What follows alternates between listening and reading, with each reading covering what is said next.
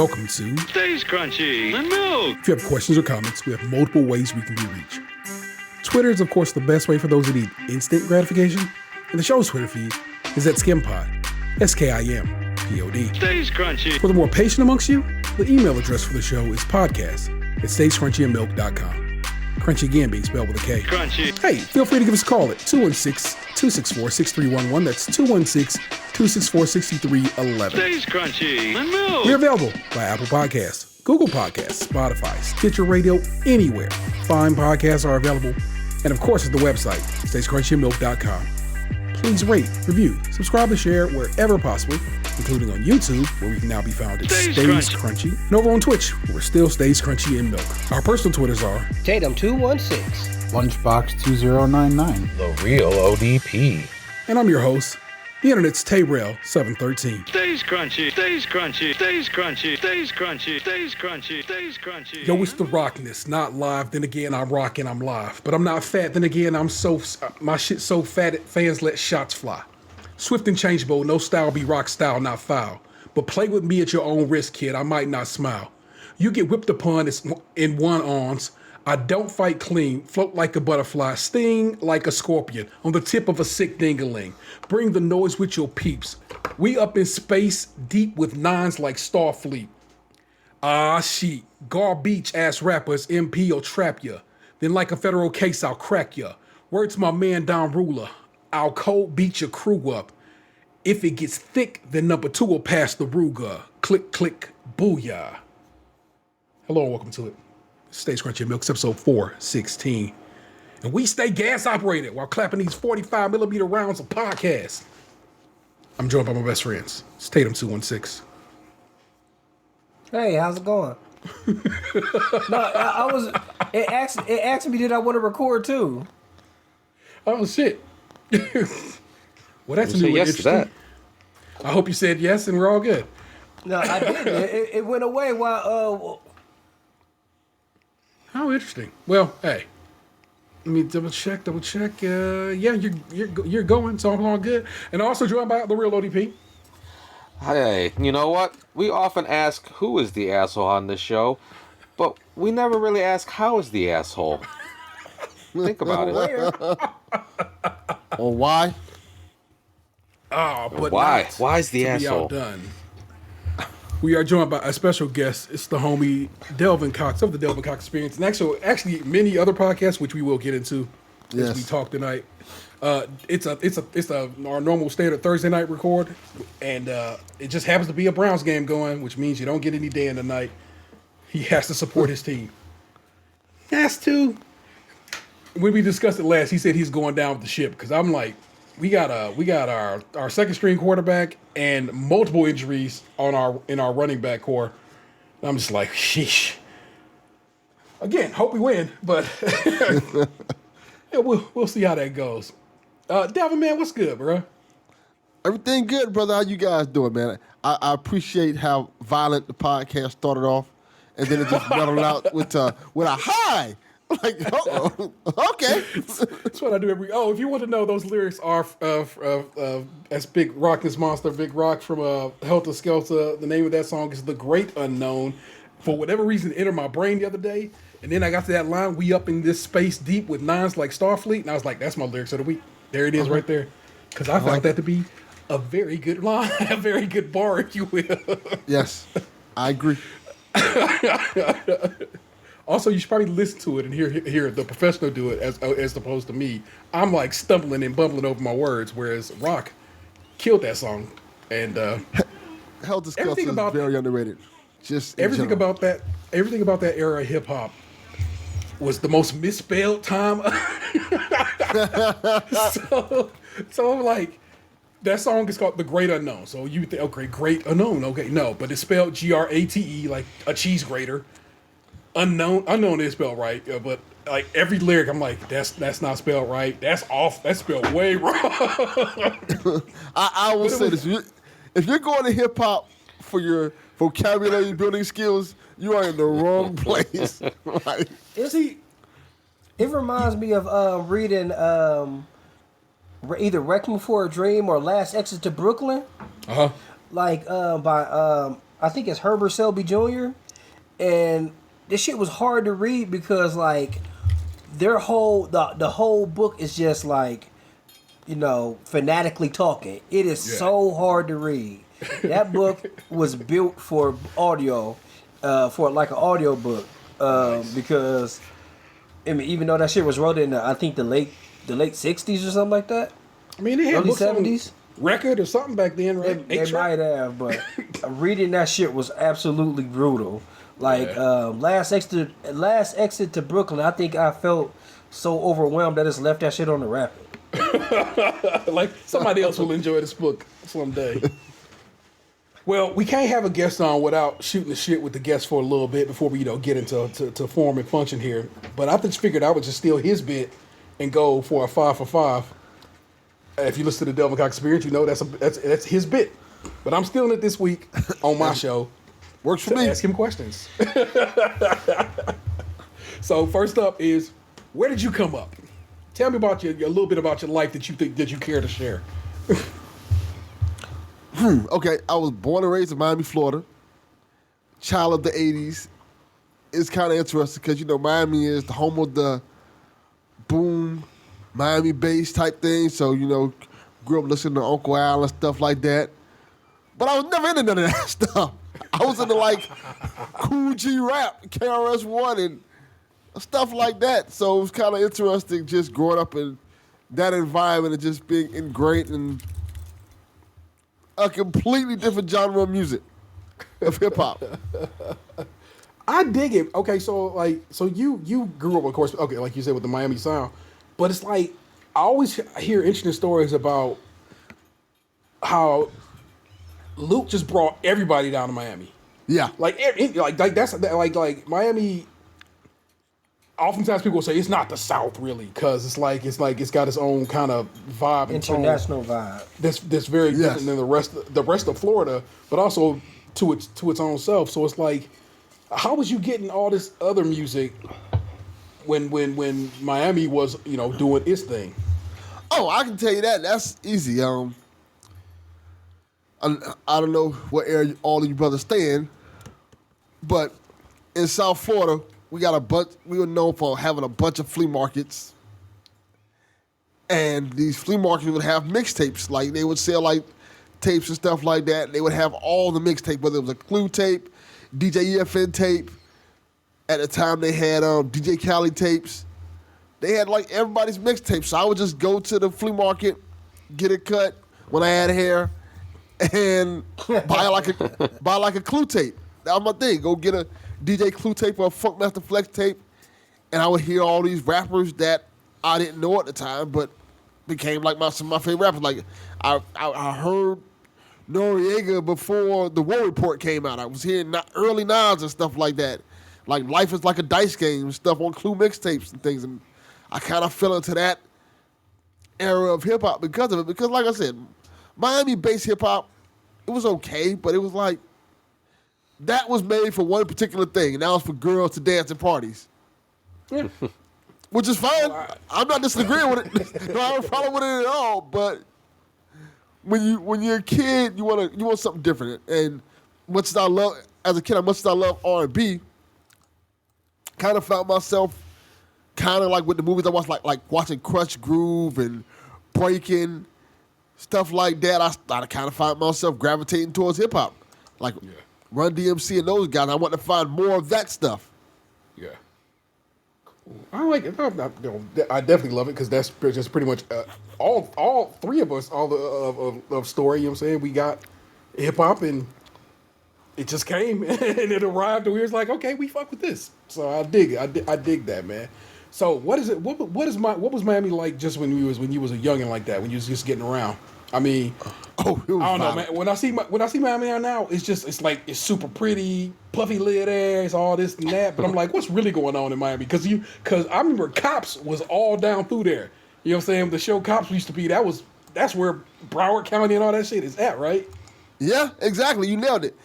When I was growing up, Miami was weird. I grew up I was a small kid in the 80s, and I was a teenager in the 90s.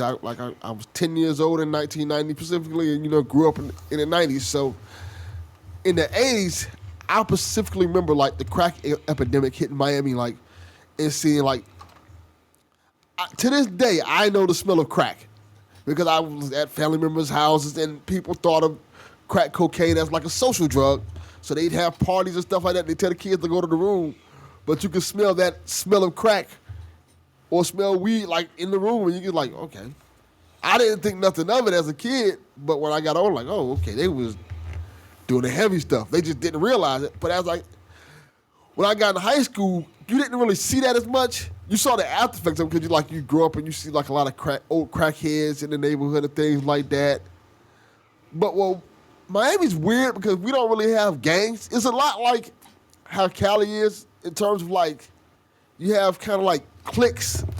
They don't necessarily call themselves gangs. They call them like they're basically like cliques and crews, but they hang out on certain areas. Like we had like the 40 boys and stuff like that, and Overtown boys and like stuff where you kind of like have to know where you're going at, know what area you're in. But I was always cool with everybody in those areas because I just wasn't that guy who was like in the streets and stuff like that, and I love hip hop, so it's kind of just my thing where I would hang with everybody. Listen to hip hop, and Miami's just a fascinating place to grow up in because it's just one. When I was growing up, we didn't have Rick Ross. We barely even had Trick Daddy until I got into high school, so we didn't really have our own hip hop. But what we did have was we gravitated towards West Coast music, so you hear a lot of Tupac down here, a lot of Ice Cube down here, a lot of Ghetto Boys down here. You'd hear a lot of Scarface. You hear a lot of all that West Coast stuff. And plus, to be honest with you, when we listened to East Coast music, they was making fun of cats from the South.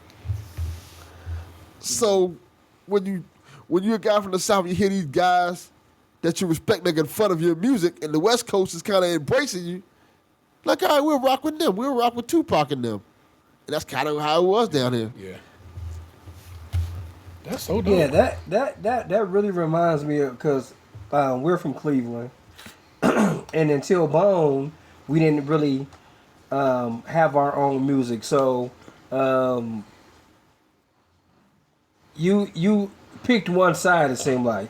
Either you gravitated towards West Coast music or East Coast music. Yeah. And the first half of my life, it was definitely all West Coast. It was like Ice Cube, Eazy-E, DOC, The Far Side, and then like when 1994 hit, it all switched. That makes sense. It's Nas. Yeah. It was Illmatic. It was Illmatic all of a sudden getting 5 in the source, and it was like the entire thing just was like, okay, we shift back home to the birthplace at least. You know what I'm saying? And so, and as you know about me, it wasn't Illmatic for me. For sure, it was Big. Yeah, because I do not like. I'm not gonna even say it out loud. It's not. Delvin and I was just talking about it like on Cadillac. His son just did a Nas re-listen, and his son doesn't appreciate Illmatic. Yeah, so it's okay. It's okay to not appreciate Illmatic. My favorite Nas album was "It Was Written," and that's what I will say. This, and that was a couple years later. That's the first Nas album I heard. I didn't hear Illmatic till late. Yeah, I didn't hear it till after because we straight up didn't get Illmatic down here. It don't fit. Yeah, we literally did not get the records here. Yeah. Oh no. Illmatic is a snow-covered, gray mush city street kind of album. It don't work for Miami. It just don't. So I get it. And it's crazy to say this, but you got to remember in these times, Illmatic wasn't really like a big album. No. There was just, but it didn't sell like a lot. Yeah, so a lot of places like Miami, we just did not have Illmatic. We didn't start getting Nas albums in like ample until It Was Written, and I think part of that played into because Tupac was talking about Nas. Like, who is this dude he talking shit about? Let me listen to his music. Have you seen this? There's a video going around where Snoop's talking about when Nas and Tupac met. Yeah, I did see that video, and and Snoop was like, I knew Nas had people with him. Pac didn't know Nas had people with him, and it was really about to be a problem.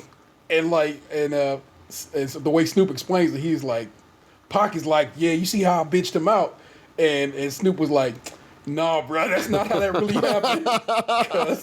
Cause He gave you a pass. yeah. So I found that to be a very interesting story. I saw that on one of the people I follow on Instagram. You know how that goes. Yeah. It's a couple of stories out there like that with Snoop. Like, did you hear the story about Snoop and them coming to Miami? No, what? Go ahead and share that tale. Okay, if I remember correctly, Snoop and the Dog Pound came to Miami, and this was during the time where they had beef with Luke. Oh yeah, Buster thought it was easy. Yeah, they didn't know that Luke. I guess they heard the music and figured out Luke ain't gonna do nothing. No, that's not the case. Miami has straight up killers, and then when they came down here, they saw the killers and they were like, "Ooh, no!" They said about 100 dudes came up to them and they're like, "Yeah, we'll act better." They said it. They got that straightened quick. Yeah, I don't know. I don't know if it's true or not, but it would seem to an outsider like myself that Luke hold Miami down in a lot of ways. But Like Miami is weird. Football. Yeah. It was so like you got, you know what I'm saying? I know you got, you know what I'm saying, you got your huge Cuban, population down there. I know you got, all these black people, you know what I'm saying, basically the descendants of slaves.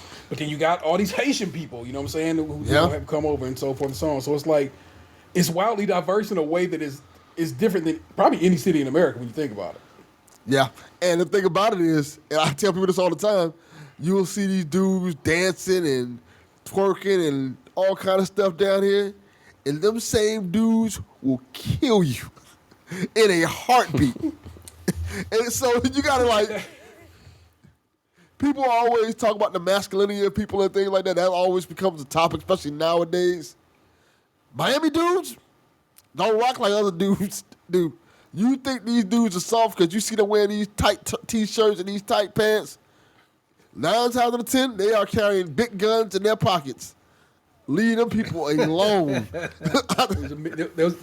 These are men who are secure in their masculinity. When you grow up getting fucked with, you learn to be tough. Yeah. Yeah. That's right on. And that's a kind of common occurrence in Miami. Dudes are just different down here. Very good. All right. Next question. What's your favorite podcast? Oh, I don't know anymore. I really don't know.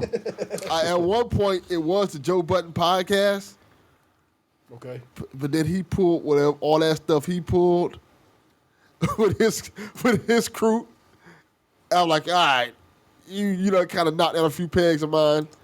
I liked Brilliant Idiots a lot at one point, but then it was like kind of got like weird there. I don't know. I don't know if I have a favorite part. My favorite part, I'm trying to think. You know what it is?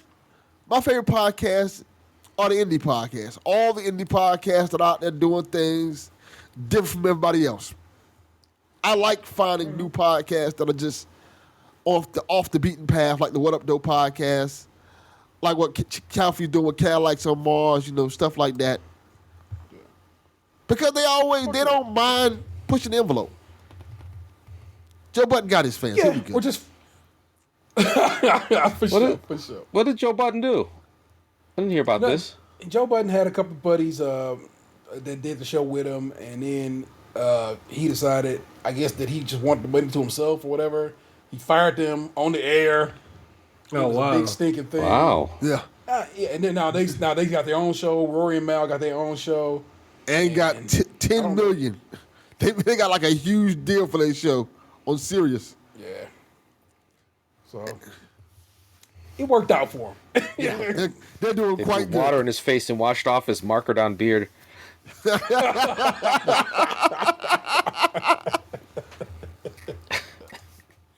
All right. Next question is, what got you into podcasting? Like, what made you say, "Fuck it, I can do this"? Oh, this is an interesting story. So, when I first, I want to say I was in college. I used to listen to a lot of talk radio and stuff like that. Like Dan Le Batard show and stuff like that. Because that's like a Miami staple. Miami bread and stuff like that. So I used to listen to a lot of that stuff. And not only did they bring that to like the podcasting space eventually, so I started listening to that on podcasts, but I also started listening to Adam Carolla. I started listening to Kevin Smith podcast, just because I didn't know what to listen to. And I started like Googling podcasts. And this is back in the time where they didn't really have any podcasts out there like that was well-known podcasters. I want to say Adam Carolla and Kevin Smith probably were the two biggest ones at the time. There weren't too many other ones that was on that level. So I started listening to those. I enjoyed those podcasts and stuff like that. But I wanted to hear more about the things that I liked. And what I mean by that is like, video games. I wanted to hear black voices in podcasting.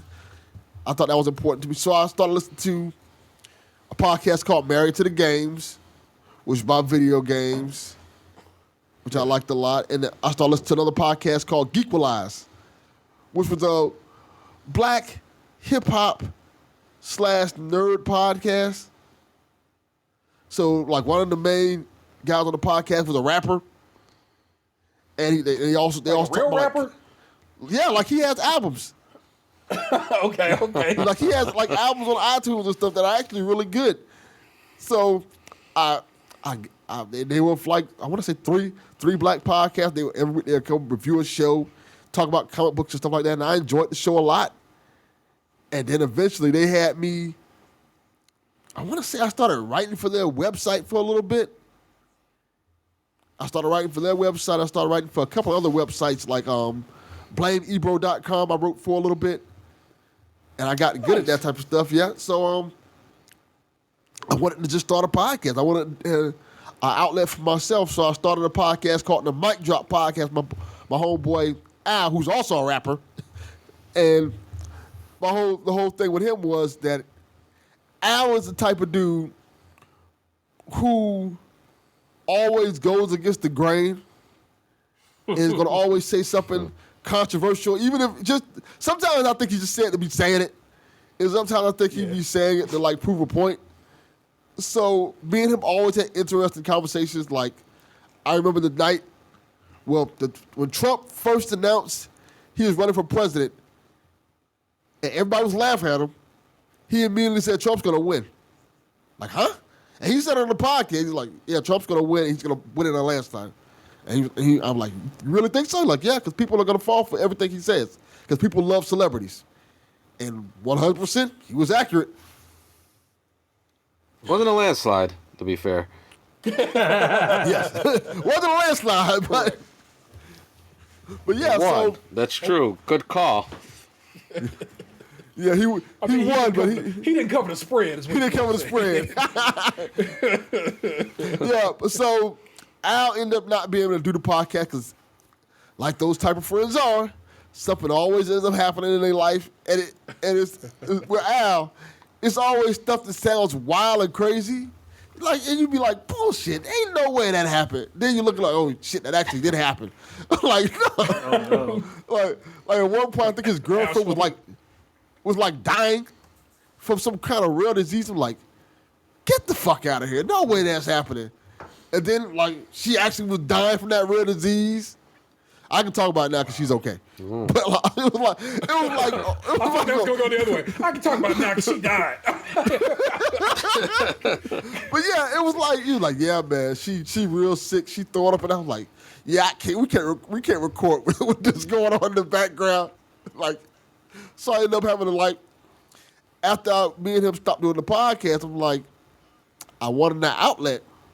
So I started doing the Delvin Cox Experience and just finding people on the internet to interview and kind of doing like I always thought of it like a late night talk show, like Arsenio Hall. So I kind of tried to do those type of interviews with people.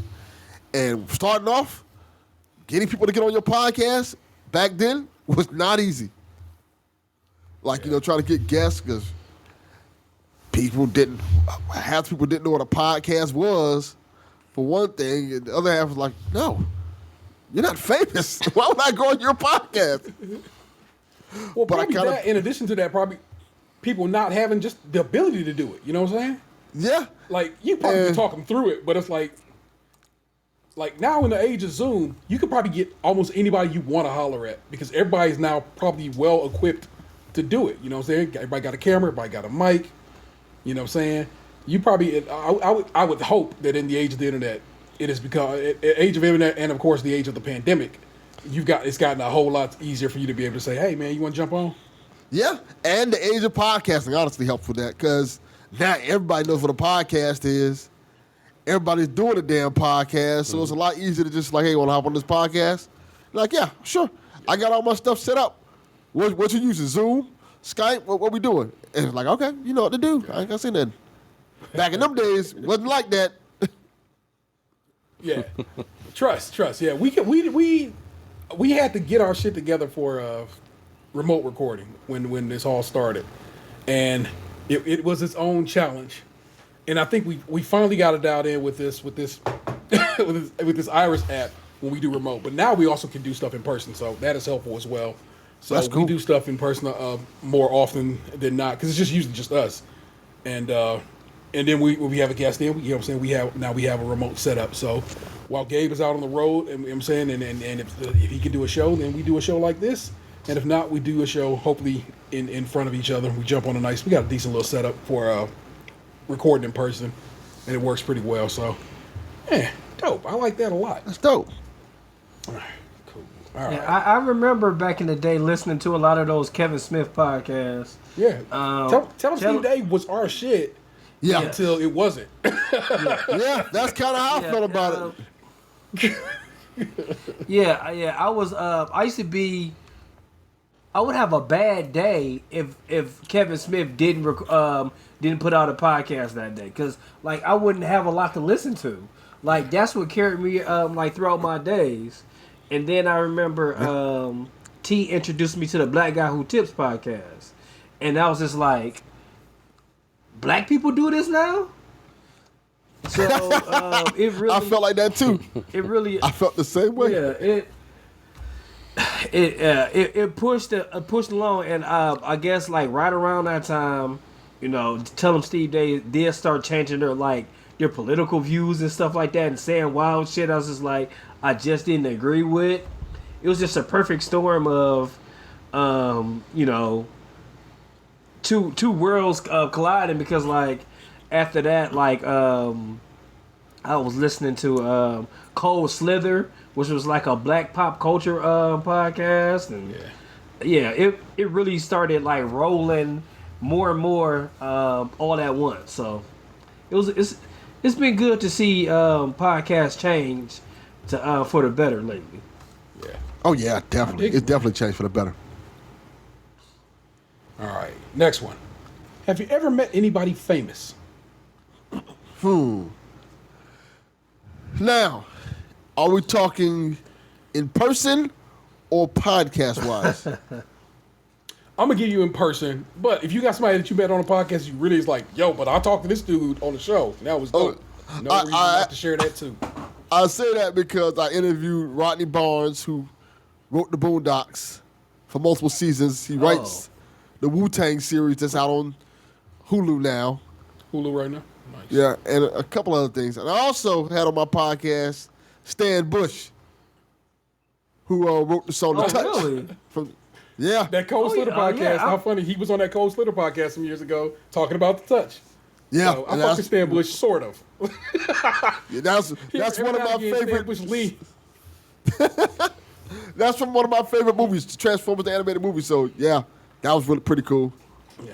Now And in Boogie person, Nights. oh yeah, Boogie Nights. I almost forgot about that. In person, I met. I want to say his name right. I think it's Raheem from Juice. Okay. I can't remember his real name. What's his real name? I can't remember his real name at all. All right, you keep going. I'm gonna find Raheem from Juice. But I used to work at a bagel shop, Einstein Bagels, and they was shooting a movie, and he was in the movie. He would come over there every day and get bagels, and every time he'd come out like, Raheem! I said, Raheem, come on, man, get these bagels. And I was the only black person. I was the only black person in there, and there was a bunch of white people in there. They had no clue who he was. Yeah. I guess they just assumed that he was my cousin or something. So we just come in there. He would just get his lunch, talk to me for a minute, and leave. And that was like a daily thing for like about a few weeks. Oh, see, that's different than meeting somebody. Y'all became tight. That's somebody you hang out with on the daily at that point. Khalil Kane. Yeah. Khalil Kane is his real name. Yes. Yeah. So he also portrayed golfer Tiger Woods in Showtime's Tiger Woods, and he was in Love Jones. What did he play in Love Jones? Oh, he was Marvin. Shit. He was old girl's boyfriend who was mad about her eating the Tostios. And he was before he was on Girlfriends for a while. The series. Yes. Yeah, he was the man in the 90s. Did some episodes of Living Single. Yeah, fuck with it. I would like to say what I've discovered during the pandemic is fresh bagels from Einstein. They're good. Yes, like I never like everybody want to talk about when you got the hot light on that Krispy Kreme, but getting a fresh everything bagel changed my life. Really good. Yeah, what time I need to get to Einstein to get a fresh bagel? I would say every time I caught a fresh one was at about 9:00. Like it's past the rush where they have to make more everything bagels because everybody else got them. Yeah. But that's just how it worked out for me. Crispy on the inside, soft in the crispy on the outside, soft in the inside. Never knew that was a thing. Let me give y'all some inside trading tips about that. The bagels, the dough is frozen every day. So it's not like they're making like the whole bagel from scratch. They every couple of days they get like a shipment in or just a box of frozen plain bagels, and they make the bagels from that. But they are when you catch them in the morning, like I want to say 5:30, when they open up, they are really good, really really good. I'm meant to give me a fresh ass bagel, man, just to see I can live that life. It's not too far up the road from here, so it's one around the way. And now that they got bought by the company that owned Panera, so at this point they'll all be the same. Strangely enough, they're still better than Panera Breads. Well, I mean, it just happens. I don't know if they've even started transferring. It's oddly enough, it's the Einstein is on this side of the street, and the Panera is right there on the other side of the same street. So it's like I wonder what that's going to do for that when out they are owned by the same corporate overlords. Well, I hope you get one before they change over, because Panera's bagels are trash. I don't fuck with what? Not bagels. all of them. Oh, okay. So I just need an Asiago John, and we'll be straight. Yeah, Asiagos, they used to be real like a girthy, bagel. But now, I mean, maybe it's just in one of my era. Them bad boys are just flat. They don't make them good at over here. They also made, if I'm not mistaken, it's been a while since I've been to Einstein. They made a jalapeno cheddar bagel that was the hit. That's correct. That was yeah. The what's the other one? Abu Pan. Yeah. Used to have one too. A jalapeno cheddar bagel. That was I used to buy them 2 at a time. Like when I went, I could have them a couple days in a row because I didn't want to walk all that way. Yeah. And then one day I went to work. I had bought 2 cream cheeses, 2 jalapeno bagels. And I ate one day. So the next morning, I get in at 6 a.m. and I go look in the fridge, and it's a bite in my bagel. And my cream cheese is in the trash. Yo. Oh, that was a recent happening there. Yeah, it was. So, at 6 a.m, the cleaning people that had already been there. They had already, it was nothing else in the trash can besides my cream cheese. Oh, that's so But fucked up. what makes that worse was my bagel was inside of my lunch bag inside of the refrigerator. So somebody went inside of my lunch bag, inside of that bag, bit my bagel, was like, fuck it, put it back in there, like, oh yeah, fuck his cream cheese, and throw it in the trash. That's disrespectful as fuck. Habitual line crossing. Just, oh my gosh. I'd have been left smelling everybody's This is why I breath. don't- Hey, come here. Come here, you. Let me see if you smell like jalapeno. This is why I don't miss working in the office at all. Just because dumb shit like that would happen, and I'm good on that. Last of the silly questions I was gonna ask you is if you could travel anywhere, like literally, you know what I'm saying, pack them bags, we go in here. Where would you travel out to? Japan. Fuck yeah, bro, that's all I want to do. My daughter wants to go there really bad. She's like heavily ingrained to that culture. Yeah. I mean, everything about it. And I love it too, so I would definitely want to go to Japan. That's a life goal. I can't say it's happening anytime soon, but it's happening at some point. That's on my word. I'm gonna go Seems my so ass to clean Tokyo there. and Kyoto, It does. just kick it. Yeah. Yeah, I would love to go there with an empty bag so I can just bring back all sorts of random shit. Gotta do it. Or just buy a bag while you're there. Either way. Kit Kats. Yeah. Fuck Yeah. Kit Kats. I want to go in the vending machine and get some of that random ass shit. Kit I Kats, don't want- weird beer, fucking all kinds of weird video games and video game memorabilia. I want to go to Disney Sea. I want to go to Universal Studios Tokyo because they got like the Mario Park and shit there. I got all kinds of dreams about heading over to Japan. So we shall see. We get some of that like I said, stuff that's on the menu. here in Miami. Like the capsule machines that have the weird toys in them. I don't know. Yeah. Like they have the capsule machine. They have the weird toys in them at the mall now, down here. So you can just put like $3 in it. You can get you a Japanese Dragon Ball toy or something like that. And we also have like I shops always like. that sell Japanese soda, like seaweed I always soda like and trying stuff to like figure that. out how shit like that Seaweed worked soda. out. Like what Japanese expat or just whatever.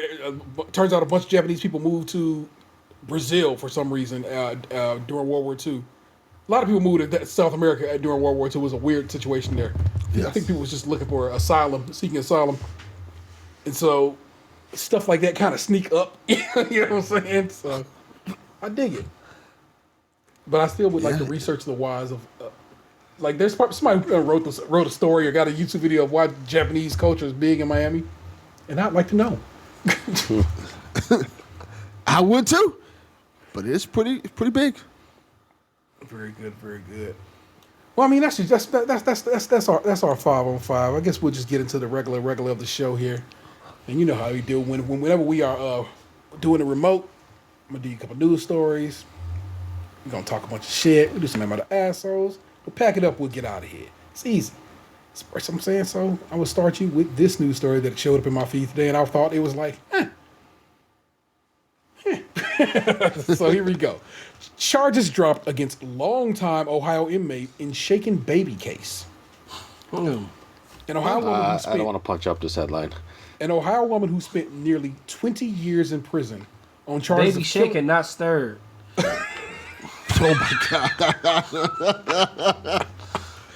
on charges of killing a baby in her care could be released as soon as Thursday. An Ohio woman who spent nearly 2 decades in prison on charges of killing a baby in her care could be released as soon as Thursday after new evidence in the shaken baby syndrome case led to charges being dropped. The evidence now shows that the injury that killed the 9-month-old girl in the care of Kim Hoover Moore happened days before Hoover Moore noticed problems with the baby in her home daycare in 2002, according to a court filing requesting a new trial. Hoover Moore, 57, was convicted at the trial the following year based on a coroner's assessment that the child, Samaisha Benson, had shaken baby syndrome. Then, earlier this year, a former Deputy Franklin County coroner signed an affidavit indicating that a new analysis showed evidence of an older, undetected injury that could have led to the bleeding that killed the child. Based on a new review, I cannot conclude at the present time that pathologically the injury suffered by Samisha, I don't know how to say this child's name, I'm sorry, definitely occurred within the time window that Mrs. Hoover Moore was in charge of her care. Dr. Patrick Fardall wrote in a February 18th affidavit, the acute changes all occurred within 4 to 5 day window before her death. Fardall declined to comment Thursday. Franklin County Judge Carl Avini granted the new trial request, vacated Hoover Moore's conviction, and ordered her immediate release. Franklin County Prosecutor Gary Tyack previously represented Hoover Moore and recused himself. A different prosecutor dismissed all charges in the interest of justice. The prosecutor and defense attorney agreed in a court motion that the evidence at the time was sufficient to prosecute Hoover Moore. An attorney for Hoover Moore said Thursday that justice had been done after 19 years. The medical evidence proves that Ms. Hoover Moore has always said she is innocent. Joanna Sanchez, director of the Ohio Public Defender's Wrongful Conviction Project, said Thursday. Hoover Moore's attorneys believe the case might be the first exoneration in Ohio involving a shaken baby conviction, according to data compiled by the University of Michigan's National Registry of Exonerations. Nationally, shaken baby convictions have come under scrutiny as new evidence challenges the diagnosis with multiple exonerations. In April, a California man was freed after 15 years in prison after prosecutors and a judge agreed that the scientific research underlying shaken baby syndrome has changed significantly in recent years. I'll leave it at that. If you want to read the rest of that, that's an AP write-up, and they don't give a byline, so I can't tell you who wrote that story. Wait a minute, Andrew Welsh Huggins of the AP is who wrote that story. But it's all you heard from us ever was shaken baby syndrome, and I found this story interesting. One, because the person was freed in the great state of Ohio, so that counts for a couple of things in our process. But also that, as it turns out, shaken baby syndrome might not be as cut and dry as we've always been told it was or is. And I find that interesting that science has come along to say, nah, probably not what you think it was. Now I'm not telling you to go shake a baby. I'd ask you not to. But yes. Local podcast tells people to go out and shake babies. But maybe there's only their little hands. Yeah. So I can't fathom I don't know. Being in prison for that long.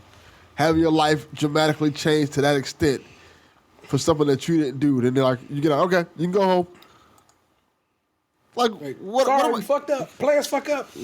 Yeah, like, what am I to do now? Like, even when you, like, it's going to be hard to get a job. It's going to be hard to do everything. What is home at that point? Yeah, no shit. The whole world has changed in ways that, like I said, you don't know. You hadn't seen it. You might have seen TV or pictures of this, that, and the third, but you ain't seen it. You know what I'm saying? To walk home after 20 years on the inside, this person will never be right, ever. I hope the state has some kind of well, I don't know. No, go ahead, Gabe. Sorry. So they threw that whole, there was enough evidence to prosecutor at the time thing in there to say, like, you might not be getting any money, lady, sorry. Yeah, like, Ohio is one of the worst states in setting people free. Like, I forgive me because I don't know the legal term of it. They'll say, you're still guilty, but we'll let you out. And you still have to say that you're guilty. And that's part of, like, getting out of jail. And Ohio is one of the worst states about doing it. It's a whole series of shows called Death Row Stories. And like it's another one too. I love listening and watching crime stuff. Yeah. And Ohio is one of the worst states about, like, oh yeah, we gonna let you out, but you gotta sign this agreement, and you're not gonna get no money. Like, you have to have, like, DNA evidence or, like, somebody else confessing to the crime, and even then, you still might not get your money. That's wild. And in this case, it's not really. I don't even think of it as a money thing. Although she should get some kind of recompense or something. You know what I'm saying? It's just, this is just science catching up with the evidence. And you know what I'm saying? That's just what we saw back in the day was evidence that said to us shaken baby syndrome. Yeah, And but now- like the Innocence Project took that up. They wouldn't have redone that information without that. True. I doubt they would have even looked at it. So, oh goodness gracious. That baby was already smoking crack. I didn't do nothing to that baby. Next up, this is from Kelly Tycho over at USA Today. Onions linked to salmonella outbreak in 37 states, recalled for possible contamination. Okay, so onions make you cry for a whole new reason. I hate you so Yes. much. Or job. I'm so unhappy with you. onions make you leak something besides tears. Oof. I'm going to go with the first one if we're going to be punching up the headline. There we go. First one. An undisclosed amount of fresh onions believed to be linked to a growing salmonella outbreak is being voluntarily recalled.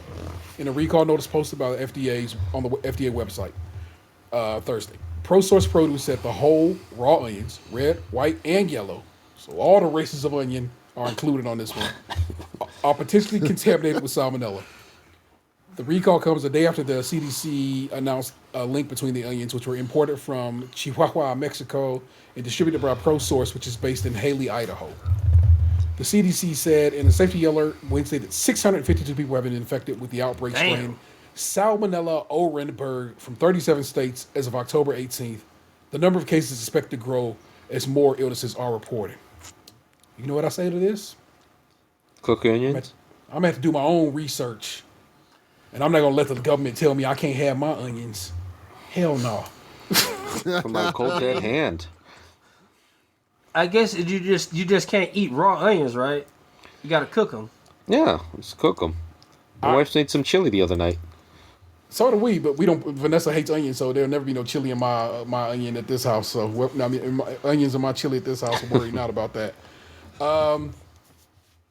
I find it very interesting that all it took was 652 people to be infected, and all of a sudden the full weight of the FDA can come down and say get all the motherfuckers off the shelf, but they couldn't tell a motherfucker to wear a mask back in the day. My onions, my choice. Punched up. Yeah, like I'm an adult. Like when they took away the onions from the green onions from the Fiesta potatoes at Taco Bell, It ain't been right since. It ain't been right since. Then you took away the alfalfa sprouts off of the Beach Club from Jimmy John's. Also, I'm an the sandwich adult. ruined by the lack of the delicious spicy alfalfa sprouts. Ruined is too strong a phrase. It could be so much better with the deliciousness of some sprouts on top of that shit. I've been ordering the turkey time. I don't even get the Beach Club no more. Wow, it's disrespectful. All right. Last one. I just found this interesting. I actually want to talk to Ann about it. Oh shit! This is from over CNN, and I guess it's a Reuters story initially. So, who gets the byline? Did nobody get a byline? Is that how Reuters gets down? I try to give people credit for everything, but fuck it, I guess. U.S. surgeons successfully test pig kidney transplant in human patient. For the first time, a pig kidney has been transplanted into a human without triggering immediate rejection by the recipient's immune system. A potentially major advance that could eventually help alleviate a dire shortage of human organs for transplant. The procedure done at NYU Langone Health in New York City, I don't know why I was about to say NYC like I'm anything, involved the use of a pig whose genes had been altered so that its tissues no longer contained a molecule known to trigger almost immediate rejection. The recipient was a brain-dead patient with signs of kidney dysfunction whose family consented to the experiment before she was due to be taken off of life support. Jesus Christ, this is morbid. Researchers told Reuters. So they just wasted a kidney. Nope. For the 3 days, the new kidney was attached to her blood vessels and maintained outside her body, giving researchers access to it. Test results of the transplanted kidney's functions looked pretty normal, said the transplant surgeon, Dr. Robert Montgomery, who led the study. The kidney made the amount of urine that you would expect from a transplanted human kidney, he said, and there is no evidence of the vigorous early rejection seen when unmodified pig kidneys are transplanted into non-human primates. The recipient's abnormal creatine level, an indicator of poor kidney function, returned to normal after the transplant, Montgomery said. In the United States, nearly 107,000 people are presently awaiting for organ transplants, including more than 90,000 awaiting a kidney, according to the United Network of Organ Sharing. Wait times for kidneys averages 3 to 5 years. Whoa. Researchers have been working for decades on the possibility of using animal organs for transplants, but have been stymied over how to prevent immediate rejection by the human body. Montgomery team theorized that knocking out the pig gene for a carbohydrate that triggers rejection, a sugar molecule, or glycan called alpha-gal, would prevent the problem. The genetically altered pig, dubbed gal-safe, was developed by the United Therapeutic Corp's Revivicor, R-E-V-I-V-I-C-O-R. So, just in case you want to know what that is, unit. It was approved by the FDA in December 2020 for use as food for people with a meat allergy and as a potential source for human therapeutics. Medical products developed from the pigs would still require specific FDA approval before being used in humans, the agency said. Other researchers are considering whether gal-safe pigs can be sources of everything from heart valves to skin grafts for human patients. The NYU kidney transplant experiment could pave the way for trials in patients with end-stage kidney failure, possibly in the next year or two, said Montgomery, himself a heart transplant recipient. Those traits might test the approach as a short-term solution for critically ill patients until a human kidney. Wow, the word human just was not trying to come out my throat properly. A human kidney becomes available or as a permanent graft. To answer headline your question, punch up. T. Oh, go ahead. Headline punch up. Person no longer, transplant recipient no longer kosher. That was better than the one I was about to say, so I wasn't gonna say anything. That's man. I don't want no pig. I wouldn't want no pig. Nothing. Oh, I know. That's why I want to talk to you about it. And I don't eat no swine, no red meat in general, actually. And No hooved animals. yeah, and and I was wondering how you felt, if you felt some type of way about possibly catching the transplant if need be from an animal that you definitely don't fuck with. Yeah, I guess. As long as I don't need my tongue transplant, I guess I could take something. We will see how that goes. I find that to be interesting. I don't know, man. We have a whole livestock problem in this world at this point. Where I'm just like, well, because so they say, they blame cows for a good chunk of the methane that exists on the planet, and they've been saying for years, so we really need to stop fucking with cows. Pigs are supposed to be this wildly intelligent animal that you probably shouldn't be eating to begin with, because pigs are so damn smart that they kind of like they playing on a different level, you know what I'm saying, than other animals. So Why it's are like they so smart? Because they lay in poop and mud all day. They don't sweat. I can tell you all the the fake black Muslim reasons why not to eat pork. I mean, they're poorly they were poorly designed animals when you think about it. You know what I'm saying? But I didn't make them motherfuckers. The planet did. So who am I? God shouldn't have made them so tasty. Blame Jesus. They are really good. I'm not gonna pin it on him. He didn't eat it. He definitely didn't fuck with them pigs. They taste so good. It's just, have you ever tried a bacon cheeseburger? It just changes the whole game. I've had a bacon cheeseburger before. I respect bacon. I just don't need it. Bacon after all these years of not consuming it, even though my kid, my youngest child fuck with bacon, and so I'm more than willing to make her some bacon if she want it. But bacon smell like shit to me, clean. Like it smells so much like poop that it's bothersome to me. So where everybody else is smelling like, oh, bacon smells so delicious, all I'm smelling is pig shit, and it's awful. I have a question. Morning, Have either of you tried turkey bacon? Oh yes. Yeah, but turkey bacon's a lie. Turkey bacon is a cold cut. Yeah, for sure. It's all lies. But so during the pandemic, we talked about this quite a few, I guess 2 years ago now. Yeah. I was making turkey bacon one day, and I accidentally burned it. And burning it wasn't the thing. So I went back to work. I left the bacon on. I'm, doing other shit, being a dad. And I cooked it up, and I'm like, I was like, God damn, after all these years of being alive, I finally figured out how to cook turkey bacon. You gotta cook it until you think it is way past the point of cooking. All things like ground turkey, you gotta cook that shit down to every morsel of water is out of it. Otherwise, it tastes gamey as shit. I hate it, and it probably just proves true for turkey bacon. You gotta cook that shit hard, fry that bitch hard, and then you'll be like, all right, this works.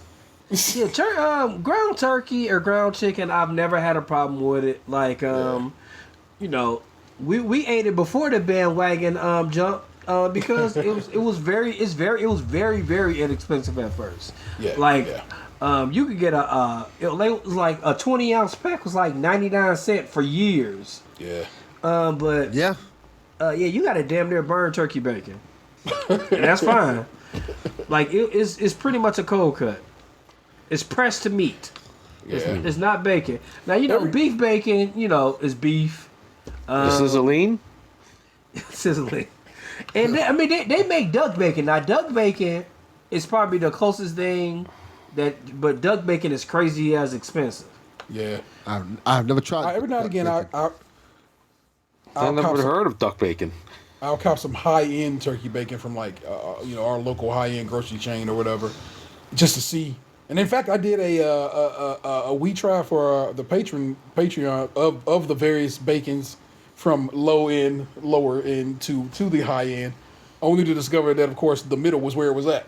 So it's always the way. Walmart's turkey bacon is my favorite. Because they slice it thin enough. It's not like the totally like emulsified turkey bacon like Butterball. Yeah. And the other ones are. It's like a turkey ham. It's like real ribbons of meat instead of just like a Play-Doh version of turkey bacon.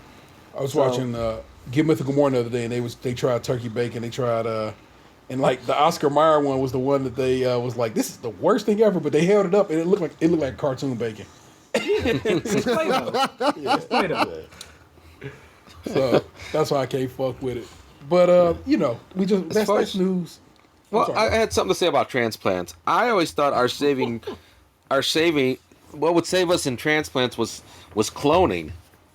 And cloning people's parts. I always thought that would be the future, not animal transplants. Yeah, the people got weird about the notion of cloning, and then actually we found out that cloning, we'd have to start, for that to work, we'd have to start getting the materials for cloning right when babies are born. Because as it turns out, cloning, if I'm not mistaken, you basically the cells in a clone animal were like the same age as the thing it got cloned from. Yeah. And like nobody want old parts. You know what I'm saying? We want fresh parts. So this brings the conversation full circle. So we get these babies, we get the hearts and the liver and stuff, and then we make baby bacon, and then we want the rest of the meat. This conversation just got morbid. Shit. Baby bacon. Baby bacon. Anyway, Baby bacon is so sweet and delicious. As we shall proceed, Ant-Man, what's been going on with you? I you know what? Not a whole lot. Just been working a lot of hours, and I'm unhappy about that. I am totally happy about it. I'm get good. it because I need to pay for these children to go to Disney and all that good shit. Well, I need to give them spending money for Disney at this point, but I don't know if my boss listens to this podcast, but like I'm sitting at home for the most part. I'm watching Sex in the City all day. Like like close to my family. My partner is upstairs. Like she's good. My kids come down here, ask can they have a snack. They can finally reach the shit themselves now. I'm getting to the point where like it's plateau. It's okay, cause I know after being at this company for 20 years that shit gonna stop. And then when it stops, it's gonna be hard just to be sitting here for 8 hours and not have nothing to do. It's gonna happen You're again. right. You're right. It's gonna get extra dry sooner than later. So I might as well take advantage while it's here. So 3 things happened to me this week that I observed that I want you guys' opinion on. One, I bought a travel mug. What the hell happened? All right. You all right? So I bought a travel mug, and like it says on the when you buy it, it's like stays hot for 6 hours, stays cold for 12 hours. That's too much. That's too much. That's too much. I'm gonna tell you why. Because at some point it needs to be cool enough to fucking cool down enough for you to drink it. Yes. And sometimes I just want the ice to melt. Yeah, or like so. I had bought some shoes, and I needed to take them back because they didn't fit. So on my lunch break, I was gonna go take the shoes back, and we got in the car, and I made some tea in the morning. About maybe 2 hours before we were about to go. So I took a sip and burnt my tongue immediately. After 2 hours of this shit being in the cup, I'm like, "Ooh, this is way too hot." So I cracked it open. Let some of the steam come out. Yeah. Took the shoes back on the way home. Still too hot to drink. So I took the. Matter of fact, I was just like, I didn't even drink it after that. Yeah. My girl drank it. She enjoyed it. It's like because women. The ovaries is a natural cooling system. Because, they can take heat better than us. They can get in hot baths and drink hot tea but it was way too hot. And it was just like that for hours. For at least 4 hours that tea was piping hot. Not just like, tepid, you can drink it. But like just now when we were about to start, I had to put 2 ice cubes in here in order to drink this still very hot tea. That's a damn good mug. It keeps it hot for 24 hours. Seems like it. Yeah. It's a Manna MANNA travel cup. Right on. All right. It does what it says it does. It over delivers.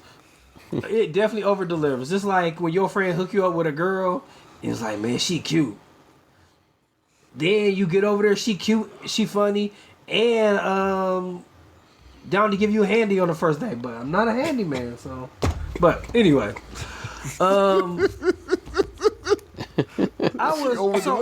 seen this, over delivered. I was watching this one video, and it was a bear. Like in the forest or something, and some people was like, "Hey, bear!" Started talking to the bear and shit, and then a black man came on screen and was like, "But y'all roll up y'all windows when I walk past your car." I was like, "That's very astute." And then I started thinking about other animals and being in neighborhoods, and I thought about like, man, if you live in a good neighborhood, you got black squirrels but not black people, and I was like that. Because it seems like you never see, you see gray squirrels around and brown squirrels, but you got to be in a tip-top neighborhood in order to see black squirrels, but just not black people.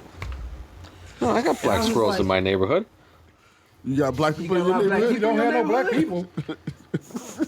A decent amount. It's I ain't been in Cleveland. your neighborhood. Where the hell your black people at? Down the street. They with the squirrels. Down the street where? Away from the squirrel. They're on 2 different sides. This is the black squirrel part of the neighborhood, and this is the black people part of the neighborhood. Yeah, you live in a cop neighborhood. Ain't no black people over there. Yeah, because I don't live far from Mayfield Heights. like, I see black squirrels there, which is literally like 7 minutes away from my house.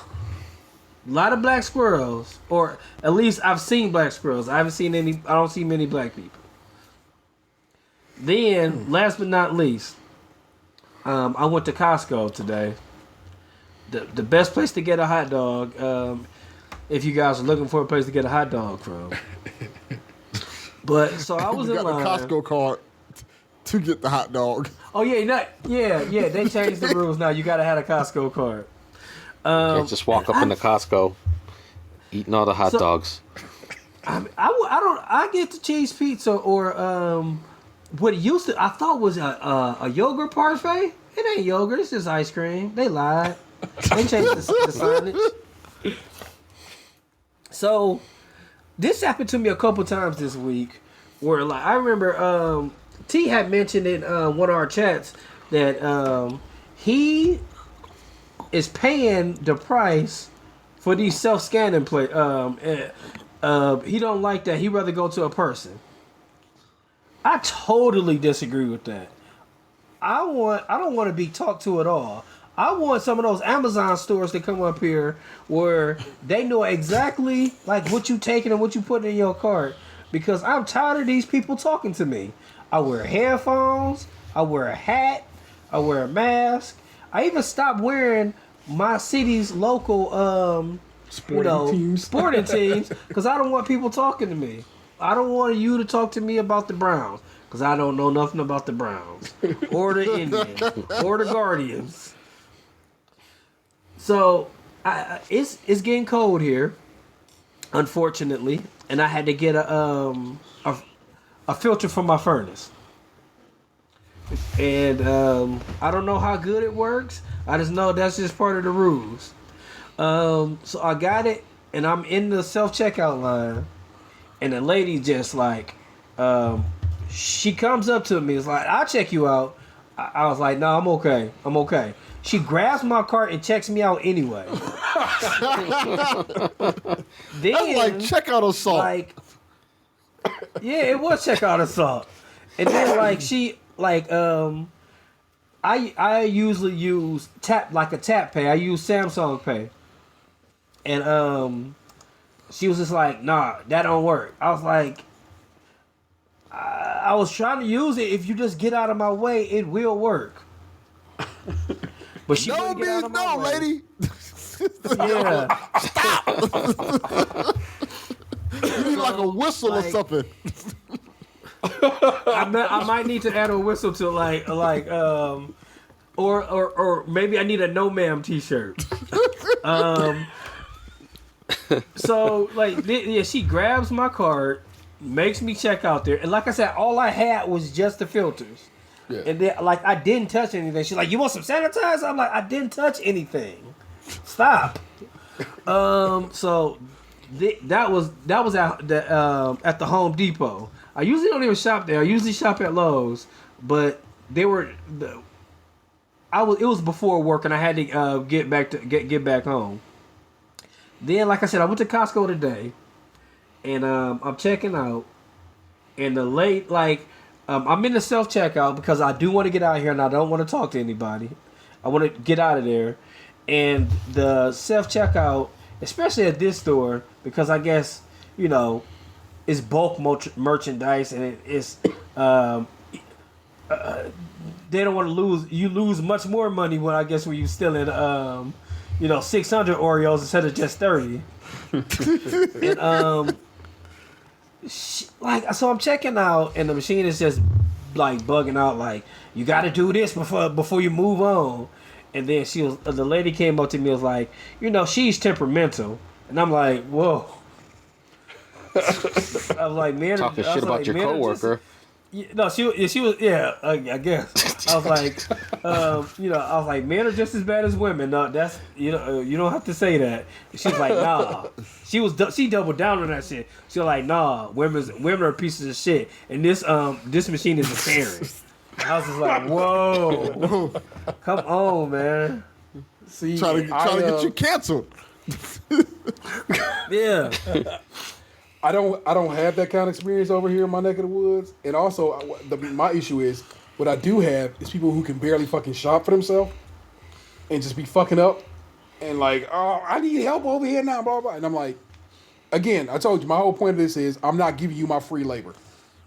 I'm not. And if you're not giving me a discount to go do somebody else's fucking job for them, because that's the decision you got me doing when I'm checking out my own groceries. You got me doing somebody else's job and not giving me at least an employee discount. Fuck off. I'm going to go stand in line. I'm going to get checked out by Roxanne over here, and it'll be okay. Man, I don't know. Because I think it's a mixture of things. Like, I kind of feel like, yes, there's like signage everywhere, like we're hiring. But they've got used to working with a skeleton crew. Yeah. Like, every company, no matter what it is, they've got used to, like, you know, we got during the worst time, one of the worst times in America, we got through with 6 people when we were used to having 18. We'll have 10. Yeah. So we'll have just enough, and that we'll overwork them, and we'll say we're hiring, but we'll only hire again when we're down to 9. I mean, that's just my opinion. I don't know if that's just what I feel is going on, because there's usually only like 1 or 2 things open during lines to get in and stuff like that. I would rather, it's kind of like going to the zoo on Monday. I don't go to the zoo on Mondays. I don't want to go to the free day. I would rather pay the $10 to have a good time than go to the zoo on Monday where everybody want to go for free. I don't care about that. I'd rather have a good shopping experience. Like, oh man, this is the worst. This is one of the worst things that happened to me recently. I went to the lady in line. It was like only like one other line open. This lady clearly is sick. Like, clearly. Like, is she working there? She had a... Yeah. I mean, you know what? And I apologize. I'm sorry that she has to be... She may... Because she was an older lady. She might be in a position where she had to work. Or she had to be there. Because nobody's going to pay her bills for her. She has to get it done. But she's clearly sick and blowing her nose and shit. And I seen her like every once in a while. She'll like sanitize her hands or something like that. But the last time like she sneezed or blew her nose, she didn't sanitize. And then like she tried to hand me my receipt, and I was like, I don't want that. I was super paranoid, and I seen you like not sanitize that last time. Like, she's like, yes, I did. I was like, look, I'm not here to argue with you. I just want you to keep that receipt. I do not want it. And I was like, hopefully I just like all this shit I got in my cart, because I ain't going to be able to bring it back, because I'm not touching that receipt. But, man, I love self-checkout. Yeah. I mean, I get it, and that's dope. It's just, like I said, that was some terms I came to with myself as this pandemic has gone along. And I don't know, I've just been on this labor shit a lot lately, man. I know, and it's probably going to just drive people insane, but I'm just like, these people need a job. You've hired them to do a job, and why are you trying to force me to go check my shit out? I'm saying, why are you trying to get away with free shit? Fuck that. Just let this lady check me out. And usually, as another thing, as of late, especially by the Target by my house and by the Giant Eagle by my house, it's faster to go get checked out than it is to go do it yourself. Because like I said, people be just fucking up. They move shit before it settled down on the scale, or they done put something in the thing that they that they didn't scan, or they thought they scanned it but they didn't. And it's just like, y'all are trash. And people are like, I can. Sometimes I like to just show out and go to self-checkout and be like, let me show you how it's fucking done. and be on that shit. But like I said, when I came to terms with like, you know what, bro? You was giving these motherfuckers your fucking time and effort, and they not doing nothing for you in return. I'm not getting a discount. I'm not getting whatever. I guess I'm getting time in their mind, but I'm not really anymore because, like I said, the stores is full of people. So time is at this point not being given to me. So... yeah, I'm angry about it. I'm grumpy about it, but that's what it is, man. So, there you go. And I hope they burn in hell. Is that your tale in triplicate, sir? Sure, I'll leave it at that. Fair enough. Can I comment? Not to go back a little bit. You guys, where I used to hang out in the dark parts of Twitter with the racist and the horrible people, so I can argue with them. I saw a comment once about like I don't know how it got set up to like. I might have been on a straight up white supremacist a Twitter feed because he said like you let all these people in like, and then it breeds out the white people. Look what happened to the squirrels. I'm like, how racist do you have to be afraid or hate black squirrels? That's really bad. They're squirrels. Oh my God. First it was the squirrels, then it's gonna be us. That's not even how that works. Those are two different types of squirrels that can't mate. I imagine that the white squirrels are talking to the other white squirrels. We can't let this happen to us. We will not be replaced. Little cute tiki torches marching on your house. I wish it was a great white squirrel, and like there was in the forest talking about we're not gonna let these nuggy boogie other squirrels come into us to our forest. Them and their big black nuts. Pure white squirrels. The pure Aryan squirrels. Oh my God. Oof. Pure Aryan squirrels. Yeah. It's a thing now. With brown hair and blue eyes. You know you racist when you talk about animals being racist. You see what the squirrels happened to the squirrels? Happening to the tigers too. Yeah, there's still black rhinos, but there's no more white rhinos. Open your eyes, America. They got a Harambe statue now. Yeah, that somebody snuck into in New York. White people really don't want to let that one go, do they? No, they don't. Gabe, I know you think to yourself, I got something to talk about on this show, but you do got something to talk about on the show because you owe it to me from like 2 weeks back. I want to know how the hell you almost got scammed on a job site. Oh yeah, I almost forgot about that. Shit.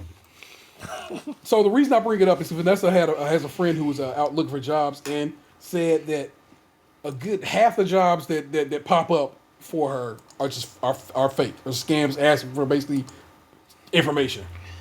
And I was like, Gabe was going to tell us a story about that, and here you are about to tell us a story about that. All right, I got actually targeted for 2 scams. I didn't fall for either. Too much city girls. And one was like, all right, we need to do a background check on you. They're texting me. I'm like, first of all, one red flag is like, it was 8:00 at night. And I'm like, who's working this late? The devil. Like, all right, we need your social security number for to run a background check. I'm like, I'm not comfortable giving you my social security number. And then I called the place. The next day, I called the place that was supposedly had the job. And they're like, "Yeah, that's a scam. We've had a few people call in and try to verify. Like, that's what I thought. I didn't give them anything. Thank you for verifying that." And then I just decided to let it go. And the people, they text me again and saying, "So how about that social security number so we can run that background check?" I text them back saying, "I called the company, and they said there's no job." And they text back saying, "Yes, this position has been filled." They were texting you that? Yes. Yeah, that's the scam right there. Like, no jobs texting, right? No. I feel like no job is going to be going to be sending text messages. Yeah, jobs are also not doing interviews. Oh, go ahead. Did they ask for your Twitter passcodes and your Instagram passcodes too? what I found interesting is they asked you to send them $200 worth of Walmart gift cards in order to get the job. Oh my God. Oh, so what was the second one? The second one, all right. There's a lot of red flags with the second one, but like, I'm like, all right. I kept waiting for them to ask for something personal, which they never did. Okay. But first they did the interview via Google Hangouts. I'm like, that's a red flag right there. No one does interview via Google Hangouts. No. I gotta tell you, a lot of people do use the Google Suite to do a lot of stuff in. So some companies do that. So, yeah, but purely messaging and not no, that's not over video. Yeah, I meant Google. I meant Google Meet. Actually, is what I mean by that, which is kind of like Google's version of Zoom. So just in case that ever comes up again. Okay. Yeah, I thought that. Well, yeah, they switched over from Hangouts to something else. I forget what. Yeah. But they said, yeah, we're gonna do the interview via Google Hangouts. I'm like, all right, and like, I get my tie ready and everything, and get all straightened up, and like, okay, I'm about to do this video interview, and it wasn't a video interview; it was a text. They're messaging me. I'm like, this is odd, but all right. And they said, well, you sound great for the job. When can you start? Like, all right, I like, just in case it's real, I don't want to blow it, but at the same time, I'm really suspicious here. And so here's the scam. They say, all right, you're great for the job. You got to buy all this equipment to get the job, to do the work. We're going to send you a check.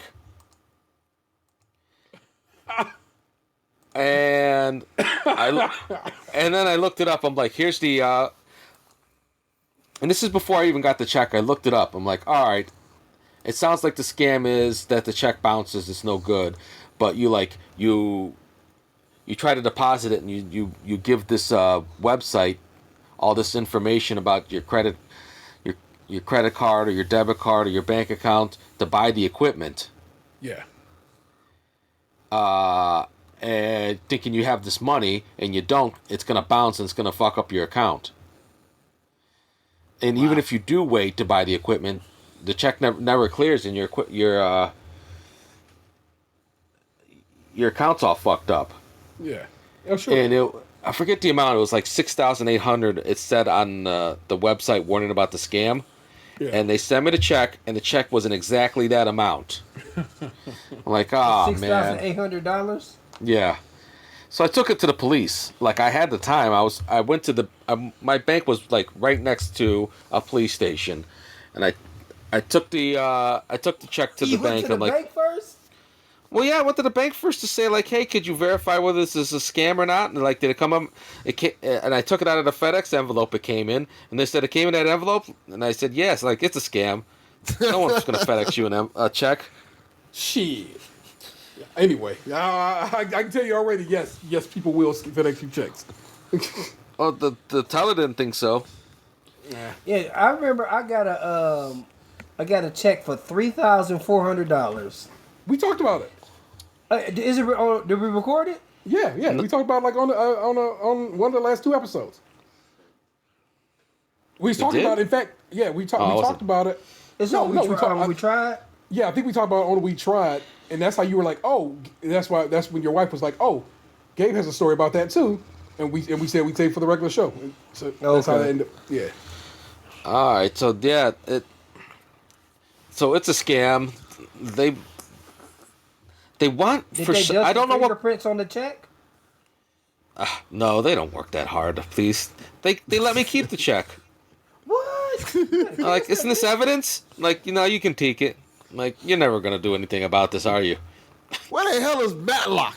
Like, they just don't do no investigation, no criminal bonds, nothing. How you keep the check? Again, it's illegal. We trust you, baby. We just had a discussion about the reason you need to defund police is because they don't do their job. They just don't. So it's like, nah, bruh. But it's okay. So we wouldn't have all these cool ass crime shows if cops did their job the first time. Yeah, they don't really prevent crimes, do they? I'm like, what? I guess they prevent people from like, oh, I don't want to get busted by the cops, or I don't want to get shot by the cops, so I won't commit a crime. I don't know how many people. How many people is that really though? We'll never know.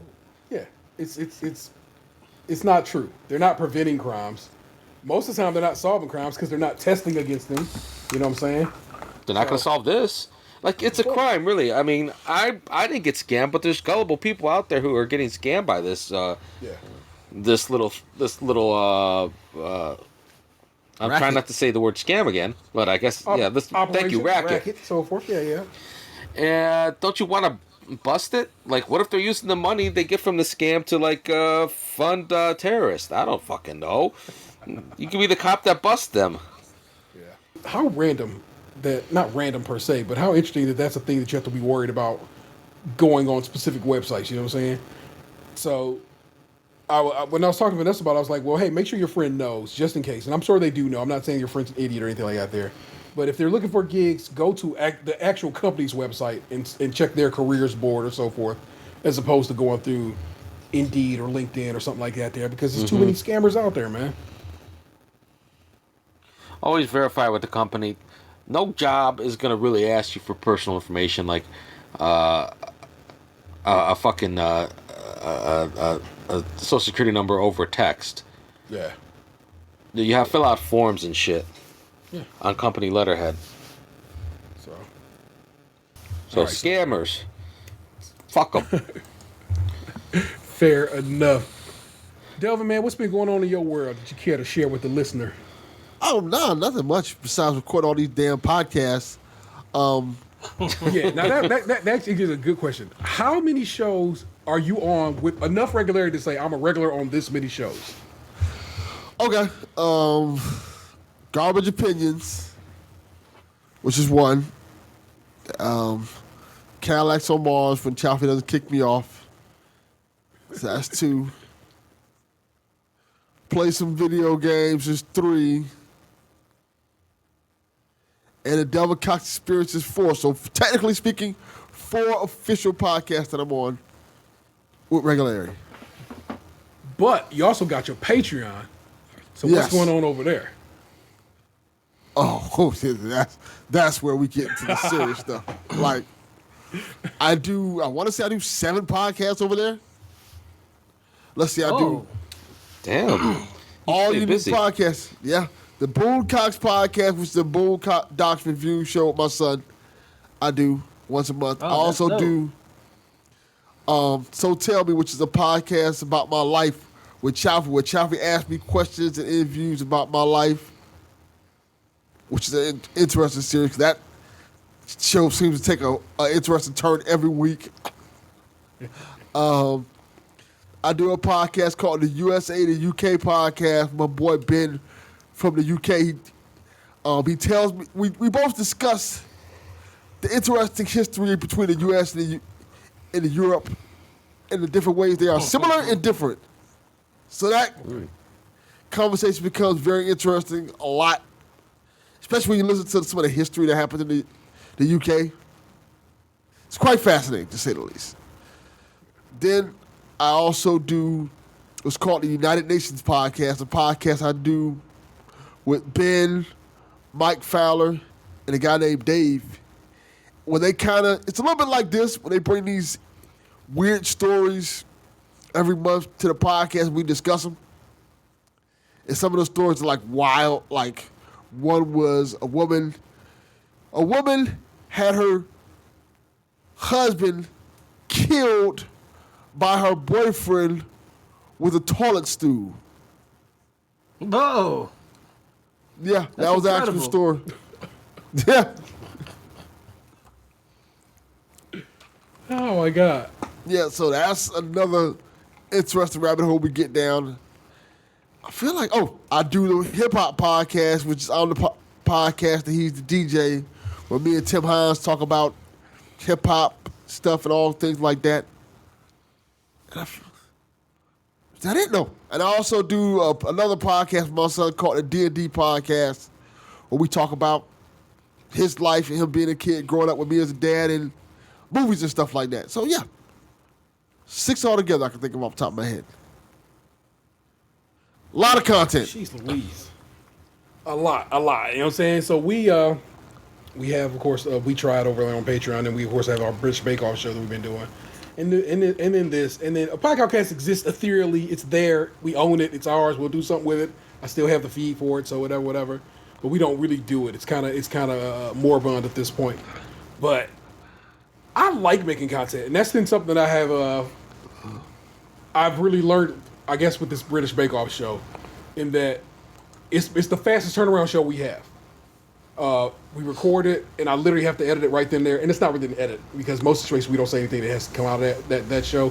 So that's actually more of a put an intro, put an outro, put it up. And it's been fun getting that experience under my belt. It's also a shorter show. It's about 45 minutes, you know what I'm saying? We run that one kind of tight. And that's been real fun for me doing that. But then last night, I had to, because of the problems with my phone, losing access to all of our Google Suite for Skim, meaning I had to make a new Stays Crunchy account for in Google, meaning I had to make a new intro because we have a new phone number and so forth. Because it was a Google, you know, it's a Google voice number, and like I said, lost access to it. So we had to all of a sudden change all that around, which means I had to record a new intro. And so I was messing around with it, and I found a dope track that I like to put underneath the intro, and you know what I'm saying? The intro is it's just the information of the show and so forth and so on. But then I just read off the guys' Twitters, and I was like, why am I reading their Twitters off? Let me hit them up and get them to read their own Twitter feeds off, and just edit them into the like I said. I spent a good hour or two working on just the intro, and I love that creative process. And I think that's something I have come to very much enjoy about content creation. I know it's become like we all have our brand that we all, you know, our personal brands, but bro, I was much more involved with making that intro yesterday than I was at my job. I can promise you that. and I liked it. I like how it turned out. It really turned out what I thought well, and I kept getting inspired to do other things to it that I hadn't been doing our intro before that, and I'm like, this is fun, and this sounds really good, in my opinion. I hope people will listen and let me know what they think of it. But it ended up being a real good time doing just that.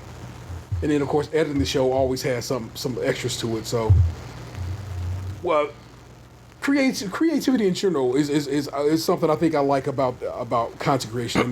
like what is your main podcasting virtue? Why do you like, man, this is my shit? Because creativity plays a part into it. I also like the conversation. I like finding out about stuff that I didn't know anything about. That's why I try to be as diverse as possible with people I interview, because it's fascinating finding out about situations and things that you had no clue existed. And I've always enjoyed that aspect. Now, in my regular life, I don't like to talk to people. People are annoying. But I feel like when I'm on a podcast, people always have fascinating things that you didn't think was a thing until you find out from them, or they have fascinating lives. And like me, I always thought of my life as boring until Chaffee like recently started like, hey, we're doing So Tell Me about what this situation happened to you. And I tell them the story like, that is not boring. That is weird and interesting. How the hell did you end up in that situation? And so it's always been my thing, like, to hear these stories and talk to people. I find it fascinating and cool. it's like you lived it, and so it might be kind of boring to you, but then you give it to somebody else, and they like, bruh, that is amazing, or interesting in some way that maybe you didn't consider because you lived it, you made it out of it, okay? So, yeah, pretty much. So that's I fuck with it. Yeah, man. My man Delvin is prolific in his podcast game, to say the least.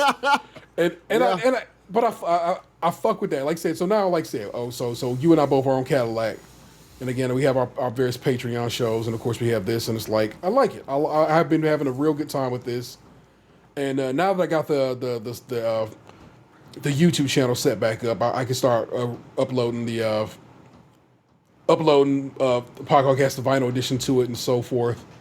And like I said, just getting back to it. I feel like when I'm not recording, I miss it. And I have missed the weekend, God knows how long. But I'm going to get to that point where I'm going to take a break. And I know when I take a break, it's gonna be like the wheels in my head start turning and I start to come up with ideas and stuff like that. Like for example, episode 200, which I did, which was controversial, but people love it. That came up with just me just wanting something to do to challenge myself. So I was like, What was controversial about it? well, we can get to that right now. My episode 200 of my podcast is about the N-word. How people feel about it, how black people feel about it, how white people feel about it, how they feel about the word being used. Should the word be used part of pop culture? Should it be part of the lexicon and things like that? So I interviewed a bunch of people about the word and got their opinion about it and got their thoughts on it, and it was eye-opening. Some of the things we already knew, some of the things we didn't know, but it's fascinating to hear what other people's thoughts are on one topic. And it's one topic that's considered taboo. And one of the things I liked about that conversation was a lot of people had caveats to it. So it wasn't just a cut and dry, no, don't use it at any point in time, which I thought it probably would have been with some cases. No, people were like, no, I feel like it's okay in this aspect of it, but it's not okay in this aspect of it. Now, it was really interesting to hear the people who said that.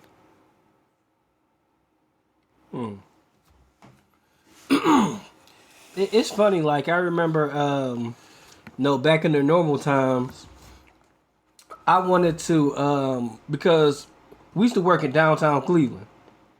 Okay. And it's downtown. There's tons of people down there. And I wanted to, like, maybe start doing polls about things and have, like, I'll talk to 20 people about this. But I never got the nerve up to do it, but I always really wanted to approach it in that way.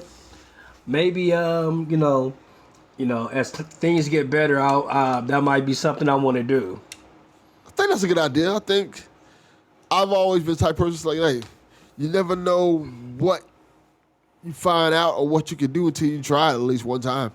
Like, there's a lot of ideas I have for my podcast that I want to do that I haven't done yet. Not because I don't want to do it, it's because there's not enough hours in the day to get it done.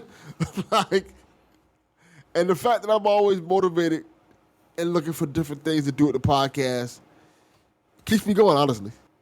Yeah, I dig it. Like I said, I like that.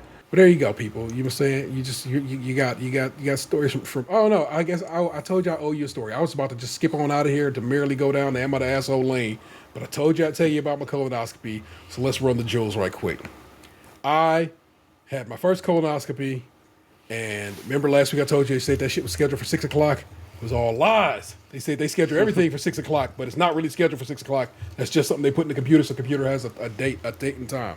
In reality, my colonoscopy was scheduled for 11 o'clock, and then a little bit later they was like, nah, 12:30. And I was like, okay, that's sweet. Meaning everything I had to do to prepare for a colonoscopy could happen as it should happen, which was the night before and then the day of. A colonoscopy requires you to shit yourself stupid. I need you to understand. I literally have pictures of my insides clean as a whistle. Why? Because I did what I was supposed to do and I did it properly, and I feel good about that because I was concerned about what if I did something wrong, what if something wasn't right, and I saw a YouTube video of somebody who hadn't done what they're supposed to do for colonoscopy. Wow. And it's very, very fucked up. Gabe, you can never watch it. I can't even think about it. Yeah. So I was like, cool, look at me. I did what I was supposed to do. I did it right. I'm in the hospital room, and I'm by myself, basically, because, of course, Vanessa can't come back because that's just how that works now. And me and the nurse just kicking it. The doctor comes through. We shoot shit. The anesthesiologist comes through. It's like, oh, hey, you worked with my buddy back in the day when you had this surgery done, when I got my carpal tunnel surgery done. And that's who did your anesthesiologist then. I'm like, hey, that's great. No, you know what I'm saying? I'm just basically checking it all. It's the grocery store conversation that Aunt hates, only with medical professionals talking to you. The nurse is like, here, let's try to get you an IV going. And I'm like, sure thing. And she can't find a vein on my left arm.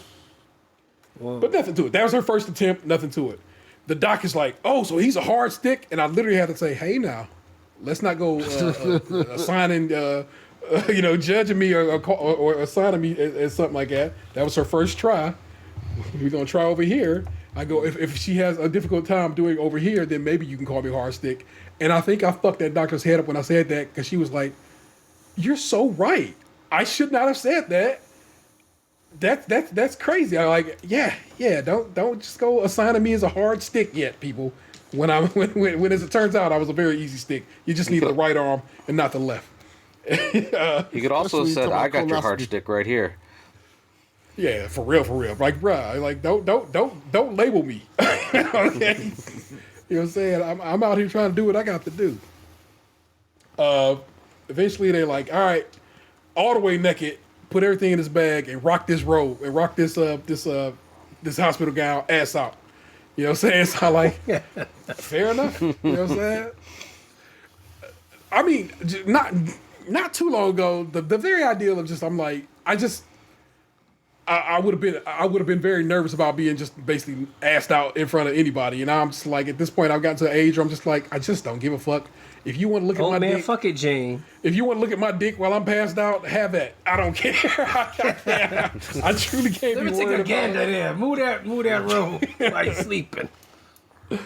And I was already tired because, oddly enough, the day of the procedure was a day that I had to get up early because my kids have band practice, so they have to leave early, which means I need to get up and pack their lunches early. And I went to bed late because I had to edit the show that went up. You know what I'm saying? So I was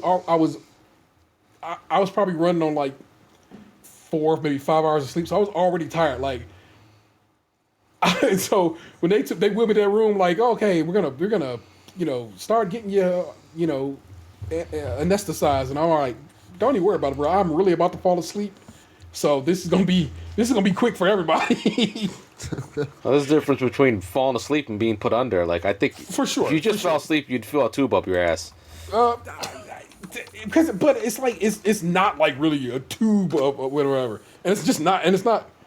Anyway, so Doc explains, okay, roll this way, hike yourself up a little bit, okay, perfect, lay there, and I can see the TV that she's gonna use. I'm facing the TV that she's gonna use to travel up my colon, and I'm out before I can even, because like I said, I was already tired. I was literally just about to go my ass to sleep anyway. So bonus, I got to get high and go to sleep.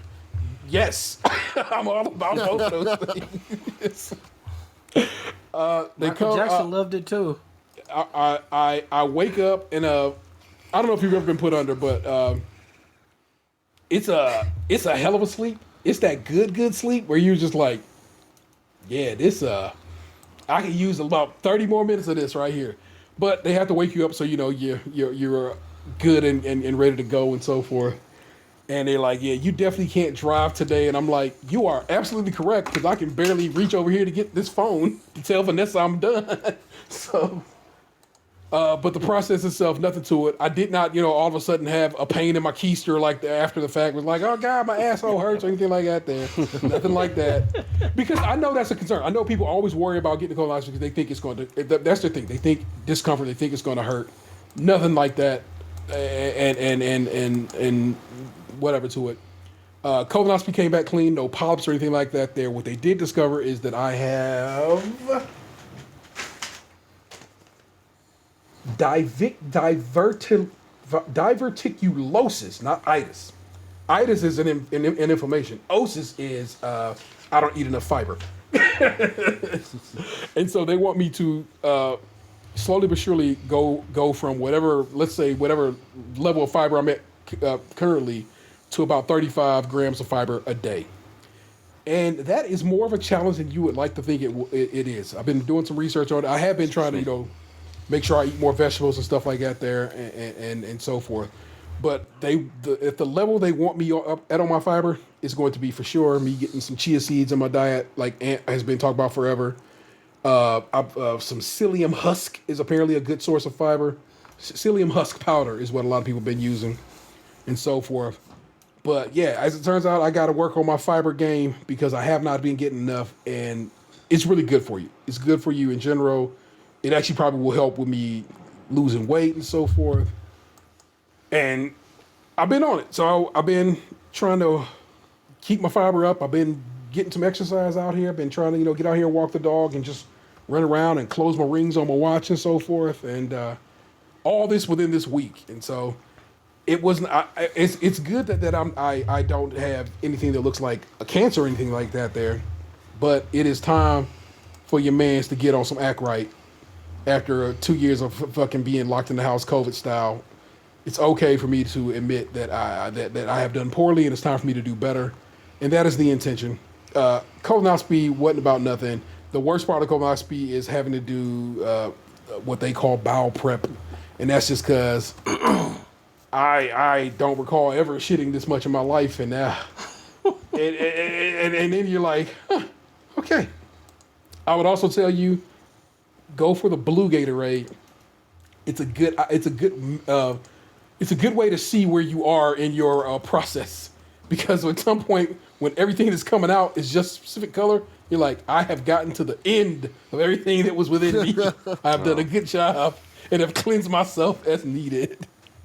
And that is what it is to get old, people. Sometimes you just got to poop yourself crazy to have to make sure that you ain't got cancer or even what looks like cancer, and find out you need to work on your fiber consumption. That was my colonoscopy situation. Yeah, that won't fit on a t-shirt. Told you I'd share it with you. There you go. Also, again, my colon looks pretty good. I was impressed with it. I was like, all right, look at me. I cleaned that bad boy out. I don't know. They show you how they do it. They basically go up and over and then they're a little down again. And it's like, the fact that your body has all that going on inside of it, it's amazing. It's I heard that's crazy... what a G-spot is too. Up, over, and a little down. I thought it was just forward for dudes. So G-spot's a colonoscopy essentially. Okay. No. See. The colonoscopy is going all this way, but for the what is it called? The prostate. I believe it's a straight shot in and toward the front. Just in case you're down with that. And I'm not knocking you. Never here to yuck anybody's yum. You get down how you get down. Who knows? That might be the greatest ever thing. You know what I'm saying? So, as you will. Never find out.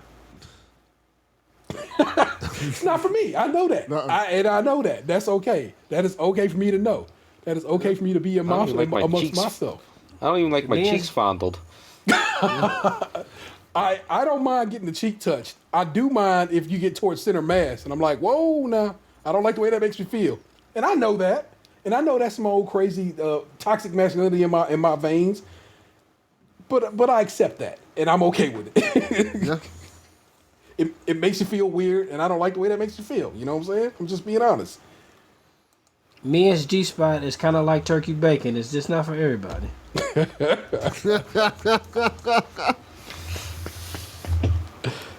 But each and every week, people, you know how we do. We posse up and head on over to the mean streets of Reddit.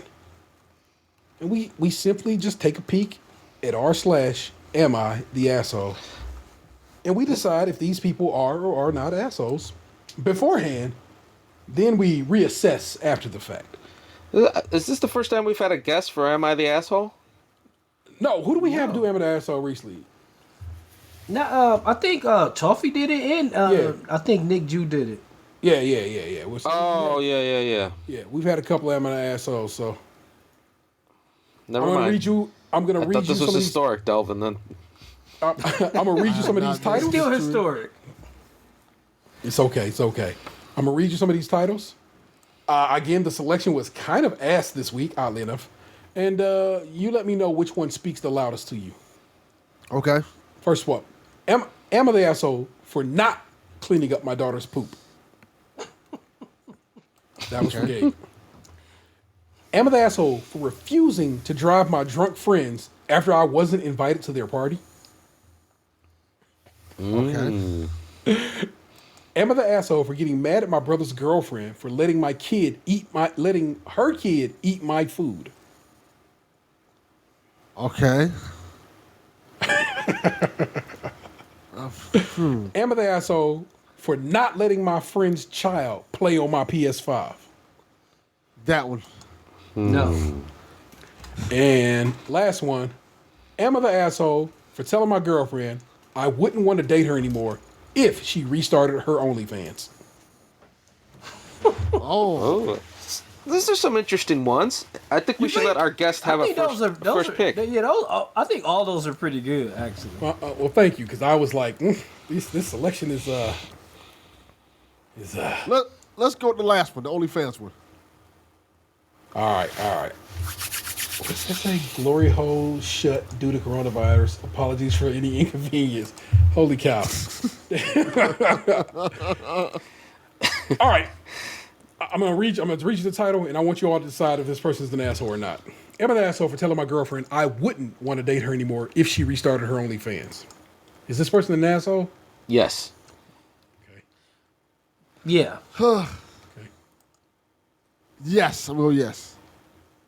All right. I will be the contrarian and say no, just because. Do I think they're an asshole? Of course I do. My girlfriend, 20, and I, 26, have been together for about 4 months. Red flag Already, number one. this person is the asshole. Yeah, he's the asshole. I've already lost the bet. Before our relationship, she had an OnlyFans. I found out about it after we'd already been together for a bit, and I told her I didn't care if she had one before, but I wouldn't be comfortable with her posting on it while we are together. Maybe I'm just old, but it kind of feels like cheating to me in the same way sending nudes to other people would if in any context. Forward in time to today where she asked me if I'd be okay with her restarting her OnlyFans, to which I said basically what I said before. I told her it's her body and she's free to do whatever she wants with it, but I don't want to be in a monogamous relationship with somebody who is actively using OnlyFans. Now she's angry with me and saying that it's her body, her choice, and I shouldn't have given her an ultimatum. I guess it could be seen as an ultimatum because it's an ultimatum. But I told her this back in the start of our relationship. I feel like because we're more invested in each other now, she thought I wouldn't say no. But again, I wouldn't say no again, but I'm still not comfortable with it. Am I the asshole here? Yes. But let's go delve into the comments. I do not change my answer. All right, here we go. First response. Not the asshole. It's not an ultimatum. It's a boundary. She's being a hypocrite, wanting to exercise her choice while criticizing yours. The OP responds, a boundary is a good way to put it. It's just not something I'm cool with, as I had an ex who cheated on me many times and caused me some for sure jealousy issues, all of which my current girlfriend is aware of. Well, that's a you problem, not a. Correct. I was like, sir, then go see therapy. I Don't shit on your girlfriend. I have Okay. a question. You want me to give the mature answer? You want me to give the Delvin answer? Oh, you can give it. No, just come A little bit of both. Yeah. Because the Delvin answer is how much money is she making? Like if she's making like $100 on OnlyFans a month, you might need to just hang that up. Like that might not be your career. I don't think $100 a month is worth you showing your body. Now she making a lot of cake. It's a little different. A little different making in the thousands. I kind of feel like, especially if he's not willing to support her, like financially, like because it seems like that's a lot of dudes' fantasy. Like, nah, I took her out of that life, like that toxic masculinity. Like, I'm gonna take her out of this life. I changed her, dude. That sounds like some Captain Save a Whole shit. Also, see, it also that makes an assumption that she wants to be saved. Yeah. She apparently likes being an OnlyFans model. Yeah. Did I tell you the story about my friend was up in Canada, and this is a long time ago. We were very A young. long time ago. Long time ago. He was at a strip club, and he puts his arm around one of the strippers. Oh, I'm sorry. He puts his arm around one of the entertainers. Did we not say stripper? Have we done That this stripper's before? fine. He puts his arm around one of the strippers and says, "How about I take you away from all this, baby?" And her response was, She didn't respond. The guy over the loudspeaker said, "Please take your hands off the entertainers." Sounds about right. Pretty accurate. that is inaccurate. Most of the comments seems to think he's not the asshole for this, or they. I don't know if they actually gendered themselves in this commentary. So, I would say this: two things can be right. He's an asshole. sure. Yes, for sure. Yeah. But also, to be fair, he told her at the beginning of the relationship he wasn't comfortable with it. Yep. Okay. Yeah, true. And that is where it stands at. From the get go, you were told they were told I am uncomfortable with that ideal, and I would ask you not to do that while we are partnered. And if you want to do that, then we can't be partnered anymore. And that's okay. That's perfectly okay. And it's also okay for her to want, or they whatever, to want to go be back on OnlyFans for whatever reason. They can enjoy it. They can enjoy the money that it brings in, or whatever. That's perfectly fine. And yeah, so we'll go with technically not the asshole because he was honest about it from the get go. He didn't just show up all of a sudden and decide they were laying down the law or whatever like that. So I guess not the asshole technically. Well, Yeah, can I say something about maybe. that first comment? Go on.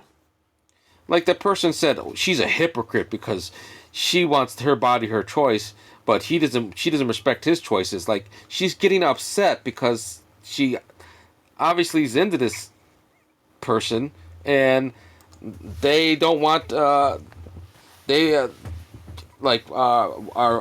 up to ending the relationship over it. So she's not being hypocritical over that. That was a shitty comment. No. Indeed, That person doesn't know what the shitty word comment. hypocrite means. No, they're just throwing that around. Yeah. You have to forgive me because I got jaded right away when they were saying like she was 20 or one was 20 and one was 26. That was the red flag for me right off the bat. It was just like, did you feel like you can control this person because you were older? Kind of give me that vibe. So You think that gives you control over me? He tried to bang her, or the Yeah. guy who tried to bang. that gives you power over me. He's at the very limit of half your age plus 7. No, half his age would be. Oh, wait a minute. Yeah, it would be like what, 12 or no, 13. Plus 7 would be. It's 20. Oh no, that's spot on. He is right where he needs to be at. Yeah. So He's pushing the boundary, though. He's pushing the boundary. Fair enough. All right, let's do this other one. Am I the asshole for not letting my friend's child play on my PS5? This person's an asshole or not? I'm going to say yes not the because I'm asshole. as a person with kids. And I feel that. All right. What you think? Not the asshole. Yeah. Because I am a person with kids, and I know there's limitations and boundaries, and kids don't got none.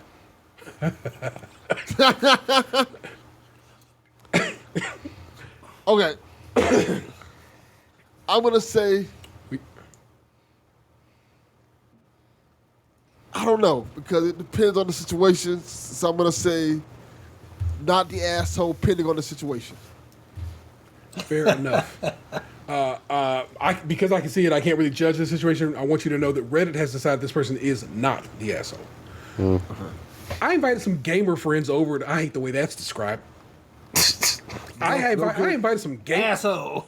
some gamer friends over to play games together. You see how that's unnecessary at that point? Some gamer friends to play games? Just say you had some friends come And we through. gamed, and it was all gamey. One of them arrived with his 9-year-old son. He told me his wife was busy, so he had to bring his son with them. I was annoyed because I hate children, and my friend had just shown up with one Showed up with one without any prior notification. Yeah. But I told him it would be fine as long as his son was quiet.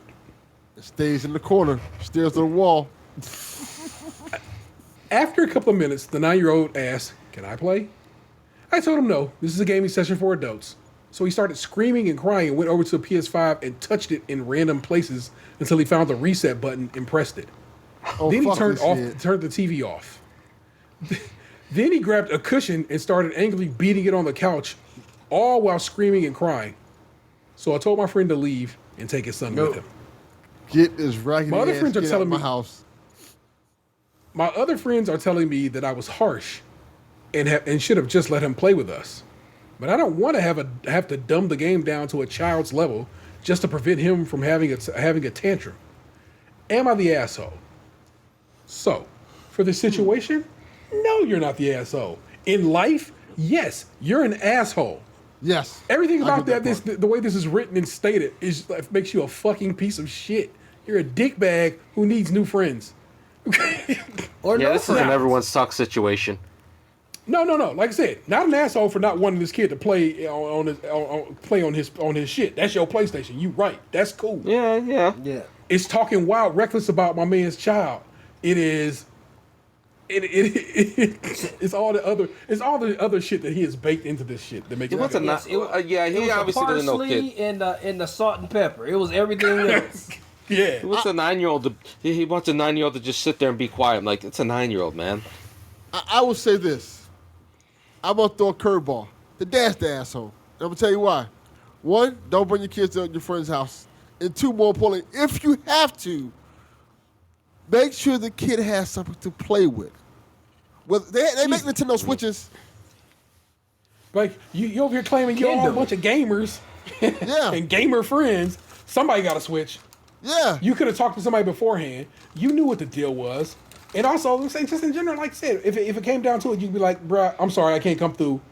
I gotta watch, not watch the kid, because you know what I'm saying, you are a parent. And you ain't watching your kids, you are parenting your children.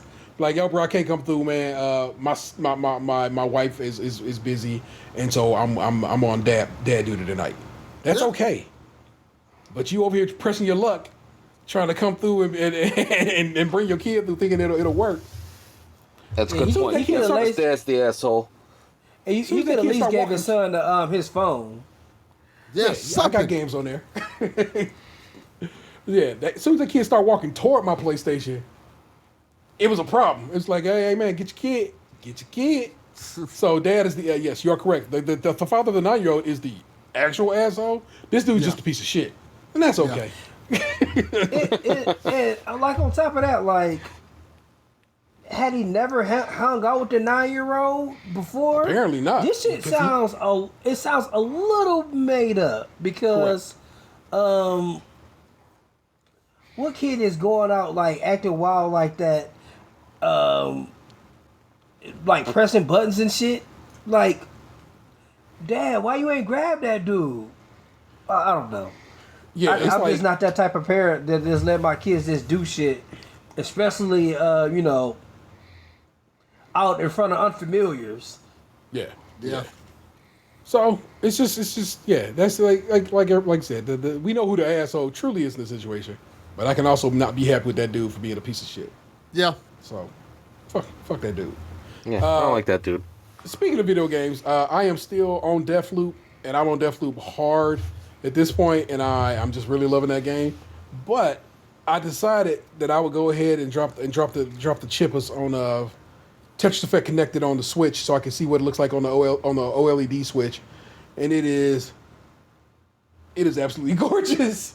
I don't even know how I could ever play if I could play Tetris Effect another way now, because the blacks is so black and the colors are so contrast is so bright and so pretty on this new Switch that it is well worth it. It is on sale until today, actually. So never mind. By the time you hear this, it is no longer on sale. You got to pay full price, which is only $40. But I got it for $30, and actually I could have had less if I just would have spent my Nintendo coins. But I ended up spending my Nintendo coins that I've been building up on the DLC for what is that racing game? Horizon Chase. Yeah, I think that's what it's Switch? called. Yeah, they just call it. Yeah. So I ended up using my little gold, my Nintendo Gold that I built up for that. I was unable The blacks to are get. so. Oh, sorry. I'm sorry. What? What? The blacks is what? I was gonna say the blacks are so blacks that squirrel racists wouldn't play that game. You ain't wrong. You ain't wrong. Fuck man, he really fucked me up with that one. He took me right out of my hook. Sorry. I don't know what the hell I was gonna say. It's over. It's gone. That's out of my brain. You know what I'm saying? I'm sorry. This is what I've been playing. Like I said, I've been on Deathloop and I've been on Tetris Effect Connected, and that is my shit. I love that game. I played it. I've rolled credits on that game on Xbox, on PlayStation, and now on the Switch. And Tetris Effect Connected is an amazing game. I would tell you to play it. What's up? Oh, there you go. I have yet to be able to get the N64 controller for the Switch expansion pass, which goes live Monday. Monday, as he says out loud and double checks the day. I think so. Monday, yeah, it actually is Monday, the 25th. What a weird. Nintendo usually drops stuff on Thursday, so it's weird. People are having a fit about Nintendo raising the price of their online program, but it's not really raising the price of the online program. If you want the bonus stuff, the price is higher. But if you like what you already have, then the price is what it is. It remains what it is. $20 for an individual, $35 for a family. It is if you want the expansion pass, which gives you N64 games, Genesis games, and Animal Crossing DLC, that the price gets a little reckless. It becomes $50 for it's $50 for an individual and $80 for a family. I've been paying $35 for my family plan, and now it's about to jump up to $80. But I have two people in my house that play the shit out of Animal Crossing, so they will truly take advantage of that. I have to get on this N64 shit. Nintendo got me by the balls, and they know it, and I'm gonna pay them. I'm gonna pay this fair as soon as Monday come around. I heard some people were upset that they dropped money on Mario 3D All Stars just for Mario 64 to be available on without buying that game. I guess I'm not. Yeah. I bought Mario 3D All Stars mostly because of Galaxy. Everything else is bonus. So, Oh, okay. I just want to own a nice copy of Galaxy, and I do. And also another game that's wildly pretty on the OLED Switch. Where's it? Seth Macy just posted a picture. It was a grip OLED Switch available in Rockland, Maine. Around his Walmart, way. Yeah. I've been to that Walmart. I bought a container and aluminum foil to bring Vanessa home a lobster roll from Maine from that very Walmart. Man. I have no idea when my dog just showed up. That's not normally what her vibe. By now she's usually asleep. She's like, I'm checking in on y'all. Y'all been playing anything? I've been playing Words with Friends again. What made you jump back Words in with that? Friends 1. Just play with my girl. Like she wanted to play a game, and I was Yeah. like, "Why don't you just download that again and we'll play together?" Oh. You cheat? Oh, that's cool. Y'all cheat how? Okay. I'm gonna be real with you. Cheating Words with Friends. You just go to a website that has like that can take your letters and spell them and spell different words with them. It's the best shit in the world. I didn't know that. Yeah. Don't do that, but you can do that. I'm sure she's probably doing that. Well, no, you don't know that. Don't be that person. She be coming up with some words. I'm like, you don't know that word. I'm just kidding. She's way smarter than me. It's all to the good. I trust she knows what she's up to. Delvin, man, what you been jumping on, man? What's been your mainstay in the gaming realm? Far Cry 6 I've been playing a lot of, which I love. Great game. Danny's a cool character. And You male or female, Danny? female Danny. Some people been with the male choice. I mean, I can't. I don't know why. I can't see that character as a male at this point. But yeah, I'm playing that. I like it a lot. Great game. And I'm also playing Demon Slayer. The game based off the anime. Oh, okay. I know. I saw that movie, the Demon Slayer movie, because my kid wanted to see it. So I had to take them to go see it in the theater. So I actually saw that movie, The Train, whatever the shit's called. Yes. Which is based So I off actually the have TV seen show. the movie that Yeah, I think that's a part of the game as well, right? Yes, The I haven't gotten storyline to of the that game? part yet. Yeah. I haven't got to that part yet, but the game is pretty good, man. It looks great. Looks like Yeah, like anime. I saw a pic. Yeah, it's like that's something they really have gotten locked down in recent years. They like them anime games. They can look damn near just like the anime, and I think that's kind of dope. Yeah. I get a sweet ass Akira game. I don't even know what the hell that'd be Akira cool. game would even be, but if they could, that'd be sweet. That'd be really All cool. right, you got to get down. Get my old lady. I have no idea what my dog just showed up was like. Please hang out with me, but there you go. I just did that. So cool. Yeah. So that's what we all been fucking around with, playing around with people, and I've come to I think I've come to a revelation on Resident Evil 7. okay. It is too scary. I'm not enjoying it as much as I thought I would. I love Resident Evil 4 is one of my favorite games Yeah. of all time. And I'm just like, I'm done with. I think I'm gonna quit and go back to Spider-Man for a while. Maybe I'll come back and visit it and beat it. But it's like, What game? it's stressful. Is Resident Evil 7? I'm sorry, you broke up a little bit. What? Uh-oh. Which Resident Evil are you playing? Nope. You broke up and then you froze. So for a moment, there we go. Let your internet catch up with itself. Okay. I don't know what's going on. I'm plugged in. Yeah. No. I It said- just. Yeah. It just gave. Well, up on which you. game is Resident Evil 7? Yes, but Biohazard. I never played any of those games. Should I play it, or do you think it'll be too scary for me as well? Resident Evil 4 is more action than horror. There's some like, oh, I get startled parts in Resident Evil 4, but 7 is like, I'm constantly under stress, like something's gonna jump out at me, and I don't want to be scared because I don't want to look like a Nancy boy or whatever you want to. Did you play Red Dead Redemption? Oh no, I didn't. I should get that. Well, I don't know. I don't know if you won't have to have a backwards compatible game to play the one I'm talking about. But I remember like playing it, and like if you're in the woods or a wooded area, like cougars are fucking just like come out of nowhere, or sometimes bears or warthogs, and that shit had me on edge. So if it's that, then What's forward? Resident Evil 7 is that like constantly.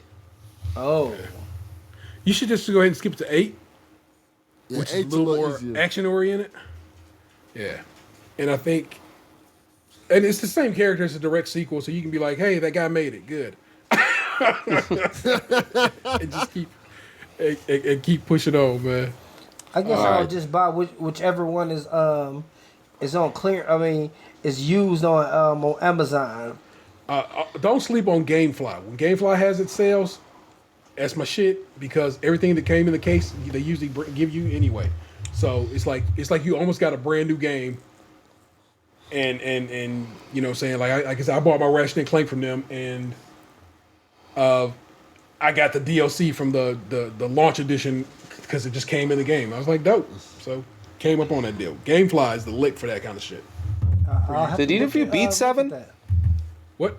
Did Vanessa you beat, no, Vanessa beat 7. I did not. That was not my game. That game was too scary for me. I played the demo because they had a demo available on the PlayStation VR when I had VR at the time. And imagine playing that in VR, where the world is Terrifying. yes, terrifying in a way that I was like, no, this is not for me, and it was not. And I copped that to myself. I admitted that to myself, and we moved on. And then I bought 8 for Vanessa. She played and beat that one too. So. But I mean, I don't get scared easily. I do okay in haunted houses and horror movies. It's just this for some reason is really getting to me. It's interactive, and when you're all in it like that, it just gets to your chest. So that's okay, man. That's very interesting. That it's a game that scary. Like the Last of Us was a little scary sometimes, but it seemed like it in this one the oh crap. You guys froze up on me for a minute. You were gone. Oh, The zombies aren't as bad in the Last of Us 2. Yeah, well, there you go. That's us. We play video games. We've made you a complete and utter podcast. You've had it. And I think we did a pretty good job. So thanks for coming and hanging out with us. You know what it is. Please rate, review, subscribe, and share the show wherever possible. Please subscribe to our YouTube channels. New YouTube channel. Just Stays Crunchy. That's all it is. It's set up. It's going. There's nothing on it yet, but it's there. And you go subscribe to it now. You would just help get us start building back up to a proper feed. And I'll probably get something up on it this weekend. Throw up a podcast, the vinyl edition, so you guys will have a little something up there. And the show should start processing going up on there next week. So we should be good to go with that. You can also follow our Twitch channel, Stays Crunchy and Milk, and also on Twitter at Skimpod, SKIMPOD. If you want to support the show financially, got a few bucks to toss our way, then join us over on Patreon, where members of the $5 and above tier get extra content each month and early access to new shows, including Stays Crunchy and Milk presents Creme Patissier. It's a British Bake Off recap show. It stars Ant and I and the incomparable Nick Jew, who is so dope on that show, and I love having her as a part of our little G unit. And just in general, I like having her opinions about that particular show, because that's a show we all fuck with. So I like talking to her about it. So that's what makes that one dope. Merch available, tpublic.com/user/stagecrunchy milk, all one word. Feel free to give us a call. Brand new phone number. It's not something I can make a word out of yet. And I tried. Believe me, I was working hard trying to figure out what I can do with this. So this is an actual phone number that you get now. 216-264-6311. 216-264-6311. We'd certainly love to hear from you. I also should probably put a message on that. That's just a phone number that exists right now. I should probably put an outgoing message on there, shouldn't I? Yes, I should.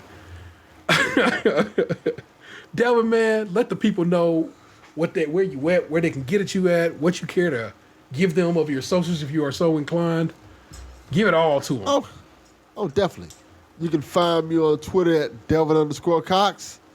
Check out the Delvin Cox Experience, Garbage Opinions Podcast, and play some video games anywhere you get podcasts at. Like, just type them in there and you'll find them right there. PSVG, which I always thought was a PlayStation podcast for some reason. But now I know it's just play some video games. Yes. That's what I tell you about me. That's Tatum 216. Yes. That's the real ODP. I'm here. Our missing man is Lunchbox 2099. The Browns won 17-14. Back on the winning side again. I'm sorry, Ant, that your homeboy had to take that L, but they did make it competitive, and that's okay. Well, it's okay. I'm sure Draymond enjoys the Browns winning a little bit in his heart. Exactly. You know what I'm saying? He still got a little love for the city. I hope they blew that up. I hope they talked a lot about that. It was like, you came up around these parts and blah, blah, blah, blah, blah. You know what I'm saying? I hope he got to get... like the Denver Broncos, like every week when they're, Denver versus Cleveland, or like he's on the cover of that this week. I sent it to you guys. Yeah, I know. I'm saying I'm hoping that the league, because I think it's on the NFL channel today. I hope they interviewed him and just talked to him about, hey man, this is your hometown. You know what I'm saying? What does it feel like to be playing against them or so forth? Whatever. I think that's dope. Oh, hey, I am the Internet Hero 713. In case you're wondering, you've just been podcasted to, and I know you loved it. Peace. Up and down and a little to the right. Hey, what happened to you?